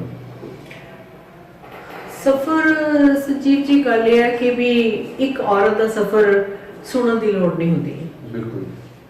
ਜਿਸ ਇਨਸਾਨ ਨੇ ਘਰ ਵਿੱਚ ਮਾਂ ਹੰਡਾਈ ਹੋਵੇ, ਭੈਣ ਹੰਡਾਈ ਹੋਵੇ, ਉਹ ਹਰ ਔਰਤ ਹੰਡਾਈ ਹੋਵੇ, ਉਹਦੇ ਹਰਡਲਸ, ਉਹਦੀਆਂ ਔਖਾਈਆਂ ਸੁਖਾਈਆਂ ਸਾਡੇ ਸਮਾਜ ਦੀ ਦੇਣ ਹੈ। ਤੇ ਜੇ ਉਹਨਾਂ ਹਰਡਲਸ ਦੀ ਗੱਲ ਕਰਾਂਗੇ ਤੇ ਸ਼ਾਇਦ ਮੈਨੂੰ ਦੱਸਣਾ ਵੀ ਚੰਗਾ ਨਹੀਂ ਲੱਗਣਾ, ਤੇ ਪਰ ਮੈਂ ਉਹਨਾਂ ਕਿਉਂਕਿ ਮੈਂ ਬੇਸਿਕਲੀ ਪੋਜ਼ਿਟਿਵ ਹਾਂ ਤੇ ਮੈਂ ਉਹ ਹਰਡਲਸ ਨੂੰ ਕ੍ਰਾਸ ਕਰਕੇ ਮੈਂ ਆਪਣੇ ਮੰਜ਼ਿਲ ਵਾਲੇ ਪਾਸੇ ਨੂੰ ਤੁਰਨਾ ਹੀ ਪਸੰਦ ਕੀਤਾ। ਬਸ ਇਸ ਕਰਕੇ ਹਰਡਲਸ ਆਉਣੀਆਂ ਚਾਹੀਦੀਆਂ ਨੇ। I am thankful to those hurdles ਜਿਨ੍ਹਾਂ ਨੇ ਮੈਨੂੰ ਜ਼ਿੰਦਗੀ ਦੇ ਉਸ ਮੁਕਾਮ ਤੇ ਪਹੁੰਚਾਇਆ। ਤੇ ਹਰਡਲਸ ਤੋਂ ਬਗੈਰ ਬਹੁਤ ਮੁਸ਼ਕਲ ਹੈ। ਜਿਵੇਂ ਸੜਕ ਦੇ ਉੱਤੇ ਹਰਡਲਸ ਬਣੇ ਆ ਤਾਂ ਅਸੀਂ ਸਕੂਟਰ ਸਲੋ ਕਰ ਲੈਂਦੇ ਆ, ਐਕਸੀਡੈਂਟ ਤੋਂ ਬਚ ਜਾਂਦੇ ਆ। ਸੜਕ ਤੇ ਹਰਡਲਸ ਬਣੇ ਆ, ਐਕਸੀਡੈਂਟ ਤੋਂ ਬਚ ਜਾਂਦੇ ਆ। ਲਾਈਫ ਵੀ ਇੱਕ ਐਕਸੀਡੈਂਟ ਹੈ ਜਿਹਦੇ ਵਿੱਚ ਇੱਕ ਸਕਸੈਸਫੁਲ ਬੰਦੇ ਦੇ ਪਿੱਛੇ, ਇੱਕ ਸਕਸੈਸਫੁਲ ਲੇਡੀ ਦਾ ਕਹਿੰਦੇ ਹੱਥ ਹੁੰਦਾ ਹੈ, ਇੱਕ ਲੇਡੀ ਦੇ ਪਿੱਛੇ ਇੱਕ ਸ਼ਿਮੇ ਹਿਸਾਬ ਨਾਲ ਇੱਕ ਬੰਦਾ ਹੁੰਦਾ ਹੈ। ਆਫ ਕੋਰਸ ਇੱਕ ਪੂਰਾ ਹੱਥ ਹੁੰਦਾ ਔਰ ਉਹਦੇ ਵਿੱਚ ਵੀ ਖਾਸ ਕਰਕੇ ਹਸਬੈਂਡ ਦਾ। ਔਰ ਮੇਰੇ ਹਸਬੈਂਡ ਤਾਂ ਬਹੁਤ ਕੋਆਪਰੇਟਿਵ ਨੇ, ਬਹੁਤ ਨਾਈਸ ਨੇ, ਬਹੁਤ ਚੰਗੇ ਆ ਔਰ ਉਹਨਾਂ ਨੇ ਮੇਰੀ ਪੈਰ ਤੇ ਮਦਦ ਕੀਤੀ। ਆਈ ਵਾਸ ਨਾਟ ਗੁੱਡ ਇਨ ਕੁਕਿੰਗ, ਮੈਨੂੰ ਕਿਚਨ ਦਾ ਕੰਮ ਬਹੁਤ ਜ਼ਿਆਦਾ ਵਧੀਆ ਨਹੀਂ ਲੱਗਦਾ, ਅੱਜ ਤੱਕ ਨਹੀਂ ਲੱਗਦਾ ਮੈਨੂੰ ਵਧੀਆ। ਤੇ ਮੈਂ ਤਾਂ ਵਰਕਰ ਹੀ, ਮੇਰੀ ਖਾਣਾ ਖੁਣਾ ਬਣਾ ਕੇ ਡਾਈਨਿੰਗ ਟੇਬਲ ਤੇ ਉਹਨੇ ਰੱਖ ਦੇਣਾ ਤੇ ਮੈਂ ਖਾ ਕੇ ਹੀ ਉੱਠ ਜਾਣਾ। ਇਹ it's not my cup of tea ਕਿ ਮੈਂ ਕੱਪ ਭਾਂਡੇ ਵਿੱਚ ਚੱਕਾਂ ਤੇ ਰੋਟੀ ਵੀ ਬਣਾਵਾਂ। ਮੈਂ ਨਹੀਂ ਕੀਤਾ, ਮੈਂ ਕੀਤਾ ਕੰਮ ਬਹੁਤ ਉਨੀ ਦੇਰ ਤੱਕ ਜਦੋਂ ਤੱਕ ਮੇਰੇ ਬੱਚੇ ਸੀ ਮੇਰੇ ਕੋਲ। ਤੇ ਮੈਂ ਬੱਚਿਆਂ ਨੂੰ ਦੀ ਹਰ ਮਨਪਸੰਦ ਦੀ ਚੀਜ਼ ਨੂੰ ਬਣਾਇਆ, ਖਵਾਇਆ, ਕੀਤਾ। ਪਰ ਬੱਚਿਆਂ ਦੇ ਜਾਣ ਤੋਂ ਬਾਅਦ I am very bad in cooking. ਨਾ ਮੇਰਾ ਜੀ ਕਰਦਾ ਖਾਣ ਨੂੰ। ਮੈਂ ਦੱਸਿਆ ਤੁਹਾਨੂੰ ਕਿ ਮੈਂ ਬੱਚਿਆਂ ਨੂੰ ਪਿਆਰ ਕਰਦੀ ਬਹੁਤ ਜ਼ਿਆਦਾ, ਮੇਰਾ ਜੀ ਨਹੀਂ ਲੱਗਦਾ ਉਹਨਾਂ ਬਗੈਰ। ਤਾਂ ਮੈਂ ਫਿਰ ਖਾਣਾ ਖੁਣਾ ਵੀ ਬਣਾਉਣ ਦੇ ਕਲਚਰ ਤੋਂ ਪਾਸੇ ਹੋ ਕੇ ਪੜ੍ਹਨਾ ਤੇ ਲਿਖਣਾ ਸ਼ੁਰੂ ਕਰ ਦਿੱਤਾ। ਮੈਨੂੰ ਤੁਸੀਂ ਕਿ 3-4 ਦਿਨ ਬਾਅਦ ਆਇਆ, ਤੁਹਾਡਾ ਦਿਲ ਕਰਦਾ ਕਿ ਮੈਂ ਜਾਣ ਕੇ ਬੱਚਿਆਂ ਕੋਲੇ ਹੀ ਰਵਾਂ। ਉੱਥੇ ਵੀ ਸਾਡੀ ਬੱਚਿਆਂ ਦਾ ਪਿਆਰ ਤਾਂ ਮਿਲ ਜਾਂਦਾ ਪਰ ਉਹਨਾਂ ਕੋਲ ਟਾਈਮ ਨਹੀਂ ਹੈਗਾ। ਸਾਡੀ ਜਿਹੜੀ ਸੋਸਾਇਟੀ ਦਾ ਜਿਹੜਾ ਇੱਕ ਪੋਰਸ਼ਨ ਹੁੰਦਾ ਕਿ ਅਸੀਂ ਇੱਕ ਦੂਜੇ ਨਾਲ ਗੱਲਾਂ ਕਰਨੀਆਂ ਹੁੰਦੀਆਂ ਨੇ, ਉਹਨਾਂ ਬੱਚਿਆਂ ਕੋਲੇ ਗੱਲਾਂ ਕਰਨ ਦਾ ਟਾਈਮ ਨਹੀਂ ਹੈ। ਔਰ ਜਦੋਂ ਉਹਨਾਂ ਕੋਲ ਟਾਈਮ ਨਹੀਂ ਹੈਗਾ ਤਾਂ ਏਦਾਂ ਹੈਗਾ ਕਿ ਭੁੱਖ ਲੱਗੀ ਹੈ ਤੇ ਰੋਟੀ ਸਾਹਮਣੇ ਪਈ ਹੈ ਪਰ ਅਸੀਂ ਉਹਨੂੰ ਖਾ ਨਹੀਂ ਸਕਦੇ। ਉਹ ਜਿਹੜੀ ਪੋਜੀਸ਼ਨ ਹੈ ਨਾ ਰੋਟੀ ਤੇ ਤੁਹਾਡੀ, ਜਿਹੜਾ ਵਿਚਾਲੇ ਵਾਲਾ ਰਸਤਾ ਹੈਗਾ ਆ, ਉਹਨੂੰ ਤੁਸੀਂ ਸਾਰੀ ਉਮਰ ਦੀ ਤੈਅ ਕਰ ਪਾਣਾ। ਨਾ ਮੇਰੇ ਬੱਚਿਆਂ ਨੇ ਇੰਡੀਆ ਆਉਣਾ, ਨਾ ਮੈਂ ਫੁੱਲ ਟਾਈਮ ਉਹਨਾਂ ਦੀਆਂ ਸਰਵਿਸਿਜ਼ ਲੈ ਪਾਣੀਆਂ ਨੇ। ਉਹ ਵੀ ਗੈਸਟ ਤੇ ਮੈਂ ਵੀ guest. And this is my topic of diaspora ਜਿਹੜਾ ਮੈਂ ਦਿੱਲੀ ਤੋਂ ਰਿਸਰਚ ਕੀਤੀ ਸੀ, ਮੈਂ ਇਸੇ ਕਰਕੇ ਉਹ ਲਿਆ ਸੀਗਾ। ਤੇ ਜਦੋਂ ਆਨਰ ਹੋਇਆ ਤਾਂ ਮੈਨੂੰ ਜਦੋਂ ਕੀਤਾ ਗਿਆ ਤੇ ਕਹਿੰਦੇ ਮੈਡਮ ਇਹ ਤਾਂ ਇੱਕ ਨੋਵਲ ਹੀ ਲੱਗਦਾ ਹੈ, ਐਵੇਂ ਲੱਗਦਾ ਇੱਕ ਮਾਂ ਰੋਣਾ ਪਾ ਰਹੀ ਹੈ ਇਸ ਗੱਲ ਦਾ ਕਿ ਮੈਨੂੰ ਮੇਰੇ ਬੱਚੇ ਚਾਹੀਦੇ ਆ। ਪਰ ਸਾਡੇ ਦੇਸ਼ ਦੀਆਂ ਤੁਹਾਨੂੰ ਪਤਾ ਬੜੀਆਂ ਬੇਰੁਜ਼ਗਾਰੀ ਦੀਆਂ ਸਮੱਸਿਆਵਾਂ ਨੇ ਜਿਹਦੇ ਕਰਕੇ ਬੱਚਿਆਂ ਨੂੰ ਬਾਹਰ ਭੇਜਣਾ ਪੈਂਦਾ। ਪਰਿਵਾਰ ਉਹਨਾਂ ਨੇ ਆਪਣੇ ਦੇਖਣੇ ਨੇ। ਜਿੰਨੀ ਦੇਰ ਤੱਕ ਤੁਸੀਂ ਫਾਈਨੈਂਸ਼ੀਅਲੀ ਸਿਕਿਉਰ ਨਹੀਂ ਹੁੰਦੇ ਉਨੀ ਦੇਰ ਤੱਕ ਘਰ ਨਹੀਂ ਚੱਲਦੇ। ਜਦੋਂ ਪੈਸਾ ਬਹੁਤ ਵੱਡੀ ਚੀਜ਼ ਹੈ, ਜੇ ਉਹ ਨਹੀਂ ਹੈਗਾ ਘਰ ਵਿੱਚ ਕਲੇਸ਼ ਹੁੰਦਾ, ਇਹ ਬਹੁਤ ਗੱਲਾਂ ਨੇ ਜਿਹੜੀਆਂ ਸੋਚਣੀਆਂ ਪੈਂਦੀਆਂ ਨੇ, ਜਿਹਦੇ ਕਰਕੇ ਘਰਾਂ ਦੇ ਵਿੱਚ ਬੱਚੇ ਜਿਹੜੇ ਨੇ ਉਹਨਾਂ ਦੇ ਵਿੱਚ ਵਖਰੇ ਵੀ ਪੈਦਾ ਹੋ ਜਾਂਦੇ ਨੇ। ਔਰ ਆਪਾਂ ਨੂੰ ਵਿੱਚ ਮੈਂ ਵੀ ਉਸੇ ਸੰਤਾਪ ਦੇ ਵਿੱਚੋਂ ਦੀ ਨਿਕਲ ਰਹੀ ਹਾਂ ਕਿ ਮੇਰੇ ਬੱਚੇ ਉੱਥੇ ਨੇ, ਮੈਂ ਇੱਥੇ ਹਾਂ। ਜਾ ਸਕਦੇ ਹਾਂ, 6 ਮਹੀਨੇ ਰਹਿ ਲੈਂਦੇ ਹਾਂ, ਆ ਜਾਂਦੇ ਹਾਂ, ਪਰ ਆਣਾ ਜਾਣਾ ਵੀ ਬਹੁਤ ਔਖਾ ਹੈ, ਬਹੁਤ ਮੁਸ਼ਕਲ ਹੈ। ਔਰ ਇਹ ਸਪੇਸ ਕਦੇ ਵੀ ਪੂਰੀ ਨਹੀਂ ਹੋਣੀ। ਔਰ ਉਹ ਜਿਹੜਾ ਦੁਖਾਂਤ ਹੈਗਾ ਆ, ਉਹ ਜਿਹੜਾ ਦਰਦ ਹੈਗਾ ਆ, ਉਹ ਇੱਕ ਮਾਂ ਹੀ ਸਮਝ ਸਕਦੀ ਹੈ। ਉਹਦੇ ਵਿੱਚ ਹਸਬੈਂਡ ਲੱਖ ਚੰਗਾ ਹੋਵੇ, ਜੋ ਮਰਜ਼ੀ ਕਰ ਲਵੇ ਕੋਈ, ਪਰ 2 ਦੂਣੀ 4 ਹੀ ਹੁੰਦੇ ਆ, 2 ਦੂਣੀ 5 ਨਹੀਂ ਹੁੰਦੇ। ਹਾਂ, ਤਾਂ ਮਾਂ ਨੂੰ ਤਾਂ ਇਹ ਪਤਾ ਕਿ 2 ਦੂਣੀ 4 ਤਾਂ ਮੇਰੇ ਬੱਚਿਆਂ ਨਾਲ ਹੀ ਹੈ। ਹਾਂ ਮੈਮ, ਪੰਜਾਬੀ ਨਾਲ ਜੁੜੇ ਹੋਏ ਨੇ ਤੁਸੀਂ, ਪੰਜਾਬੀ ਨਾਲ ਜੁੜੇ ਹੋਏ ਨੇ, ਪੰਜਾਬੀ ਸਿਨੇਮਾ ਬਾਰੇ ਕੀ ਕਹਿਣਾ ਚਾਹੋਗੇ? ਪੰਜਾਬੀ ਸਿਨੇਮਾ ਅੱਗੇ ਨਾਲੋਂ ਬਹੁਤ ਅੱਛਾ ਹੋਇਆ ਹੈ, ਬੜਾ ਵਧੀਆ ਪ੍ਰਮੋਟ ਹੋ ਰਿਹਾ ਹੈ। ਉਹ ਪੂਰੀ ਕੋਸ਼ਿਸ਼ ਪੰਜਾਬ ਲੈਵਲ ਦੇ ਉੱਤੇ ਹੋਈ ਹੈ, ਪੰਜਾਬੀਅਤ ਨੂੰ ਦਿਖਾਉਣ ਦੀ ਕੋਸ਼ਿਸ਼ ਕੀਤੀ ਜਾ ਰਹੀ ਹੈ। ਔਰ ਪਰ ਲੋਕਾਂ ਕੋਲ ਪੈਸੇ ਨਹੀਂ ਹੈਗੇ ਇਸ ਐਂਟਰਟੇਨਮੈਂਟ ਨੂੰ ਦੇਖਣ ਵਾਸਤੇ। ਇਸ ਵੇਲੇ ਸਭ ਤੋਂ ਵੱਡੀ ਸਮੱਸਿਆ ਸਾਡੀ ਬੇਰੁਜ਼ਗਾਰੀ ਦੀ ਹੈ, ਜਿਹਦੇ ਕਰਕੇ ਐਂਟਰਟੇਨਮੈਂਟ ਵਾਲੇ ਪਾਸੇ ਅਸੀਂ ਜਿੰਨੀ ਵਾਰੀ ਮੂਵੀ ਦੇਖਣ ਜਾਂਦੇ ਹਾਂ, ਪਹਿਲੇ ਦਿਨ ਹੀ ਜਾਂਦੇ ਹਾਂ, ਤਕਰੀਬਨ ਚਲੇ ਜਾਂਦੇ ਹਾਂ, 10-15-20 ਜਾਣੇ। ਉੱਥੋਂ ਮੈਂ ਅੰਦਾਜ਼ਾ ਲਗਾਉਂਦੀ ਕਿ ਲੋਕਾਂ ਦਾ ਜੀਅ ਤਾਂ ਕਰਦਾ ਹੀ ਹੋਊਗਾ ਐਂਟਰਟੇਨਮੈਂਟ ਕਰਨ ਨੂੰ, ਪਰ ਲੋਕਾਂ ਕੋਲ ਪੈਸਾ ਨਹੀਂ ਹੈ। ਭੁੱਖ ਜਿਹੜੀ ਹੈ ਉਹ ਇਨਸਾਨ ਨੂੰ ਐਂਟਰਟੇਨਮੈਂਟ ਪੰਜਾਬੀ ਨਹੀਂ ਲਾ ਸਕਦਾ। ਅਗਲਾ ਕਹਿੰਦਾ ਮੇਰੇ ਹਫਤੇ ਦਾ ਰਾਸ਼ਨ ਲਾਊਗਾ, ਮੈਂ ਕਿਸ ਨੇ ਤੇ ਲਗਾਵਾਂ। ਪਰ ਪੰਜਾਬੀ ਸਿਨੇਮਾ ਅੱਗੇ ਨਾਲੋਂ ਬਹੁਤ ਪ੍ਰਫੁੱਲਤ ਹੈ। ਖੇਤਾਂ ਤੋਂ ਨਿਕਲ ਕੇ ਸ਼ਹਿਰਾਂ ਵਿੱਚ ਆਇਆ, ਸ਼ਹਿਰਾਂ ਚੋਂ ਨਿਕਲ ਕੇ ਵੱਡੀਆਂ ਬਿਲਡਿੰਗਾਂ ਵਿੱਚ ਆਇਆ, ਵੱਡੀਆਂ ਬਿਲਡਿੰਗ ਚੋਂ ਆ ਕੇ ਦੇਸ਼ ਤੱਕ ਪਹੁੰਚ ਗਿਆ, ਦੇਸ਼ ਤੋਂ ਗਲੋਬਲਾਈਜ਼ ਵੱਲ ਚਲੇ ਗਿਆ, ਥੀਮ ਅੱਛੇ ਰਹਿਣ ਲੱਗ ਗਿਆ। ਅੱਗੇ ਸਿਰਫ ਇੱਕੋ ਵਿਸ਼ਾ ਹੁੰਦਾ ਸੀਗਾ, ਬਸ ਸਮਾਜਿਕ ਦਾ ਲੈਣਾ, ਬਸ ਉਹ ਹਸਬੈਂਡ ਵਾਈਫ ਛੱਡਤਾ ਚੱਲਿਆ ਗਿਆ। ਉਹ ਹੁਣ ਇਹ ਹੈਗਾ, ਹੁਣ ਬਹੁਤ ਸਾਰੇ ਪਲਾਟਸ ਲੈ ਕੇ ਮੂਵੀ ਬਣਦੀ ਹੈ। ਉਹ ਪਲਾਟ ਜਿਹੜੇ ਨੇ ਇੰਟਰਲਿੰਕ ਕਰਦੇ ਨੇ ਸਮਾਜ ਦੀਆਂ ਸਮੱਸਿਆਵਾਂ ਦੇ ਨਾਲ, ਇੱਕ ਮੈਸੇਜ ਦਿੰਦੇ ਨੇ। ਉਹ ਬੜੀਆਂ ਅੱਛੀਆਂ ਮੂਵੀਜ਼ ਹੈ। ਮੈਮ, ਤੁਹਾਡਾ ਫੇਵਰਿਟ ਐਕਟਰ ਕਿਹੜਾ ਹੈ? ਮੇਰੇ ਸਾਰੇ ਫੇਵਰਿਟ ਨੇ ਐਕਟਰ, ਕੋਈ ਸਿੰਗਲ ਹੀ ਐਕਟਰ ਨੂੰ ਕੋਈ ਐਕਟਰ ਹੁੰਦਾ ਜਿਹੜਾ ਬੜਾ ਬਹੁਤ ਪਸੰਦ, ਦਿਲ ਦੇ ਬਹੁਤ ਨੇੜੇ ਹੁੰਦਾ? ਇੰਨਾ ਨਹੀਂ ਮੈਂ ਕਦੇ ਕਿਸੇ ਇਸ ਤਰੀਕੇ ਬਾਰੇ ਸੋਚਿਆ, ਪਰ ਜਦੋਂ ਸਾਡੇ ਟਾਈਮਿੰਗਸ ਤੋਂ ਧਰਮਿੰਦਰ ਹੀ ਚੱਲਿਆ ਆਉਂਦਾ ਸੀਗਾ। ਹਾਂਜੀ, ਹਾਂ, ਕਿਉਂਕਿ ਧਰਮਿੰਦਰ ਨਾ ਸੱਚ ਬੋਲਦਾ, ਜੋ ਕੁਝ ਗੱਲ ਕਹਿਣੀ ਆ ਉਹਨੇ ਆਪਣੇ ਕੋਲੋਂ ਵੀ ਬਣਾ ਕੇ ਕਹਿ ਦੇਣੀ ਆ। ਵੀ ਮੂਵੀ ਦੇ ਪਲਾਟ ਨੂੰ ਨਹੀਂ ਦੇਖਣਾ ਵੀ ਕਿੱਧਰ ਨੂੰ ਜਾਂਦਾ ਆ, ਉਹਨੇ ਜੋ ਗੱਲ ਕਹਿਣੀ ਪੂਰੇ ਪੰਜਾਬੀ ਲਹਿਜੇ ਵਿੱਚ ਤੇ ਪੰਜਾਬੀ ਭਾਸ਼ਾ ਦੀ, ਕਈ ਵਾਰੀ ਨਿਮਨ ਭਾਸ਼ਾ ਵੀ ਬੋਲ ਜਾਂਦਾ ਹੈ, ਤਾਂ ਉੱਥੇ ਤੁਸੀਂ ਬਹੁਤ ਕਲੋਜ਼ ਲੱਗਦੇ ਹੋ। ਪਰ ਉਹ ਕਰੈਕਟਰ ਜਿਹੜਾ ਦਿਲ ਤੋਂ ਬੋਲਦਾ ਹੋਵੇ ਨਾ, ਤੇ ਆਪਣੇ ਦਿਮਾਗ ਤੋਂ ਘੱਟ ਬੋਲਦਾ ਹੋਵੇ, ਦਿਲ ਤੋਂ ਬੋਲਦਾ ਹੋਵੇ, ਉਹ ਜ਼ਿਆਦਾ ਵਧੀਆ ਲੱਗਦਾ। ਉਹ ਧਰਮਿੰਦਰ ਤਕਰੀਬਨ ਪੰਜਾਬੀ ਪਿਕਚਰਾਂ ਦੇ ਵਿੱਚ ਬੜਾ ਛਾਇਆ ਰਿਹਾ ਤੇ ਬੜਾ ਅੱਛਾ ਰਿਹਾ। ਮੈਮ, ਜਿਹੜੀ ਪੰਜਾਬੀ ਕਮੇਡੀ ਹੈ ਉਹ ਅੱਜ ਕੋਈ ਬੜੀ ਵਧੀਆ ਪੱਧਰ ਦੀ ਨਹੀਂ ਰਹੀ, ਉਹਦੇ ਬਾਰੇ ਕਹਿਣਾ ਚਾਹੋਗੇ? ਸਰ, ਹੱਸਣਾ ਹੈ ਹੀ ਬਹੁਤ ਔਖਾ ਆ, ਕਿਉਂਕਿ ਇਨਸਾਨ ਉਹਦਾ ਵੀ ਔਖਾ ਹੈ, ਕਿਉਂਕਿ ਇਨਸਾਨ ਦੇ ਅੰਦਰ ਦਰਦ ਬਹੁਤ ਹੈ। ਇਸ ਵੇਲੇ ਜਦੋਂ ਆਪਾਂ ਦੇਖੀਏ ਨਾ, ਕਿਸੇ ਇੱਕ ਘਰ ਦਾ ਜਵਾਨ ਪੁੱਤ ਮਰ ਜਾਂਦਾ ਨਸ਼ਿਆਂ ਦੀ ਬਦੌਲਤ, ਬੇਰੁਜ਼ਗਾਰੀ ਦੀ ਬਦੌਲਤ, ਉਹ ਲੈ ਕੇ ਆਪਣੇ ਸਰਟੀਫਿਕੇਟ ਤੁਰਿਆ ਫਿਰਦਾ, ਉਹਨੂੰ ਰੋਜ਼ੀ ਰੋਟੀ ਨਹੀਂ ਮਿਲ ਰਹੀ, PhD ਕਰਕੇ ਤੁਰਿਆ ਫਿਰਦਾ, ਉਹਨੂੰ ਕੋਈ ਨੌਕਰੀ ਨਹੀਂ ਮਿਲ ਰਹੀ, ਵਿਆਹ ਕਰਨ ਤੋਂ ਉਹ ਲੇਟ ਹੋ ਰਿਹਾ ਆ। ਇਹ ਸਾਰੀਆਂ ਸਮੱਸਿਆਵਾਂ ਕੁੱਲ ਮਿਲਾ ਕੇ ਬੰਦੇ ਦੀ ਜਦੋਂ ਮਾਨਸਿਕਤਾ ਨੂੰ ਬਿਮਾਰ ਕਰਦੀਆਂ ਨੇ ਨਾ, ਤਾਂ ਅਸੀਂ ਕੋਈ ਅੱਛਾ ਖਾਸਾ ਜਵਾਬ ਨਹੀਂ ਲੈ ਸਕਦੇ ਇਸ ਗੱਲ ਦਾ। ਬਿਲਕੁਲ। ਮੈਮ, ਕੀ ਮੈਸੇਜ ਦੇਣਾ ਚਾਹੋਗੇ ਅੱਜ ਕੱਲ੍ਹ ਦੇ ਮਾਂ ਪਿਤਾ ਨੂੰ, ਕਿ ਜਿਹੜੇ ਬੱਚਿਆਂ ਵੱਲ ਜ਼ਿਆਦਾ ਧਿਆਨ ਨਹੀਂ ਪਾਉਂਦੇਗੇ, ਤੇ ਕਿਵੇਂ ਉਹ ਆਪਸ 'ਚ ਇਕੱਠੇ ਰਹਿਣ, ਜਾਂ ਕੀ ਉਹਨਾਂ ਨੂੰ ਕੀ ਕਹਿਣਾ ਚਾਹੋਗੇ? ਬਸ ਇਹ ਇੱਕ ਬਹੁਤ ਵੱਡੀ ਗੱਲ ਹੈ ਕਿ ਮਾਂ-ਬਾਪ ਨੂੰ ਇੱਕ ਬਹੁਤ ਵੱਡਾ ਸੁਨੇਹਾ ਹੈ ਕਿ ਬੱਚਿਆਂ ਦੇ ਨਾਲ ਆਪਣਾ ਸਮਾਂ ਗੁਜ਼ਾਰਨਾ ਬਹੁਤ ਜ਼ਰੂਰੀ ਹੈ, ਉਹਨਾਂ ਦੇ ਨਾਲ ਦੋਸਤਾਂ ਨਾਲ ਸਲੂਕ ਰੱਖਣਾ ਬਹੁਤ ਜ਼ਰੂਰੀ ਹੈ। ਜਿੰਨੀ ਦੇਰ ਤੱਕ ਅਸੀਂ ਆਪਣੇ ਬੱਚਿਆਂ ਦੇ ਨਾਲ ਪਰਿਵਾਰਿਕ ਮਾਹੌਲ ਬਣਾ ਕੇ, ਹੈਡ ਆਫ ਦੀ ਫੈਮਿਲੀ ਨੂੰ ਵਿੱਚ ਬਿਠਾ ਕੇ, ਅਸੀਂ ਕਿਲਕਾਰੀਆਂ ਨਹੀਂ ਮਾਰਦੇ, ਅਸੀਂ ਇਕੱਠੇ ਬੈਠ ਕੇ ਟੀਵੀ ਨਹੀਂ ਦੇਖਦੇ, ਅਸੀਂ ਇਕੱਠੇ ਬੈਠ ਕੇ ਉਹ ਸਾਂਝਾ ਨਹੀਂ ਪਾਉਂਦੇ, ਜਿੰਨੀ ਦੇਰ ਤੱਕ ਅਸੀਂ ਆਪਣੇ ਦੁੱਖ ਤੇ ਸੁੱਖ ਸਾਂਝੇ ਨਹੀਂ ਕਰਾਂਗੇ, ਉਨੀ ਦੇਰ ਤੱਕ ਕਦੀ ਵੀ ਇਹ ਪ੍ਰਫੁੱਲਤਾ ਰਿਸ਼ਤਿਆਂ ਵਿੱਚ ਵੀ ਨਹੀਂ ਆਏਗੀ, ਪਰਿਵਾਰਾਂ ਵਿੱਚ ਵੀ ਨਹੀਂ ਆਏਗੀ, ਔਰ ਆਉਣ ਵਾਲੀ ਜਨਰੇਸ਼ਨ ਦੇ ਵਾਸਤੇ ਸਾਡੇ ਕੋਲੇ ਕੋਈ ਮੈਸੇਜ ਨਹੀਂ ਰਹਿ ਜਾਏਗਾ ਕਿ ਅਸੀਂ ਕੀ ਕਰ ਰਹੇ ਹਾਂ ਤੇ ਕੀ ਸਾਨੂੰ ਕਰਨਾ ਚਾਹੀਦਾ ਹੈ। ਸੋ ਇਸ ਕਰਕੇ ਬਹੁਤ ਹੀ ਹੰਬਲ ਰਿਕੁਐਸਟ ਹੈ ਕਿ ਆਪਾਂ ਨੂੰ ਜੁੜਨਾ ਚਾਹੀਦਾ ਹੈ, ਜੁਆਇੰਟ ਫੈਮਿਲੀ ਸਿਸਟਮ ਵਿੱਚ ਦੁਬਾਰਾ ਫੇਰ ਆਉਣਾ ਚਾਹੀਦਾ ਹੈ, ਤਾਂ ਕਿ ਅਸੀਂ ਆਉਣ ਵਾਲੀਆਂ ਜਨਰੇਸ਼ਨਸ ਨੂੰ ਰਿਸ਼ਤਿਆਂ ਦੀ ਆਣ ਬਾਣ ਨੂੰ ਬਣਾ ਕੇ ਰੱਖੀਏ ਤੇ ਪਰਿਵਾਰਿਕ ਚੀਜ਼ਾਂ ਜੇਕਰ ਅਸੀਂ ਕਬੂਲ ਲੈਂਦੇ ਹਾਂ ਤਾਂ ਅਸੀਂ ਇੱਕ ਬੜਾ ਹੈਲਦੀ ਤੇ ਇੱਕ ਬੜਾ ਤੰਦਰੁਸਤ ਰਿਸ਼ਟ ਪੁਸ਼ਟ ਸਮਾਜ ਜਿਹੜਾ ਹੈ ਉਹ ਦੇਸ਼ ਦੀ ਰਹਿਨੁਮਾਈ ਕਰ ਸਕਦਾ ਹੈ। ਮੈਨੂੰ ਲੱਗਦਾ ਹੈ ਕਿ ਸਾਨੂੰ ਇਹ ਸਾਰੀਆਂ ਚੀਜ਼ਾਂ ਬੜੇ ਧਿਆਨ ਨਾਲ ਗੌਰ ਦੇ ਨਾਲ ਸੁਣਨੀਆਂ ਚਾਹੀਦੀਆਂ ਨੇ, ਦੇਖਣੀਆਂ ਚਾਹੀਦੀਆਂ ਨੇ, ਤਾਂ ਕਿ ਸਮਾਜ ਦੀ ਰਹਿਨੁਮਾਈ ਹੋ ਸਕਦੀ ਹੋਵੇ। ਅੱਜ ਅਸੀਂ ਗੱਲ ਕਰ ਰਹੇ ਸੀ ਪ੍ਰੋਗਰਾਮ ਕੋਸ਼ਿਸ਼ ਤੋਂ ਕਾਮਯਾਬੀ ਵਿੱਚ ਡਾਕਟਰ ਵਿੰਦਰ ਕੌਰ ਜੀ ਨਾਲ। ਅਗਲੀ ਵਾਰ ਇੱਕ ਨਵਾਂ ਐਪੀਸੋਡ, ਇੱਕ ਨਵੀਂ ਹਸਤੀ। ਤਦ ਤੱਕ ਲਈ ਸਤਿ ਸ਼੍ਰੀ ਅਕਾਲ।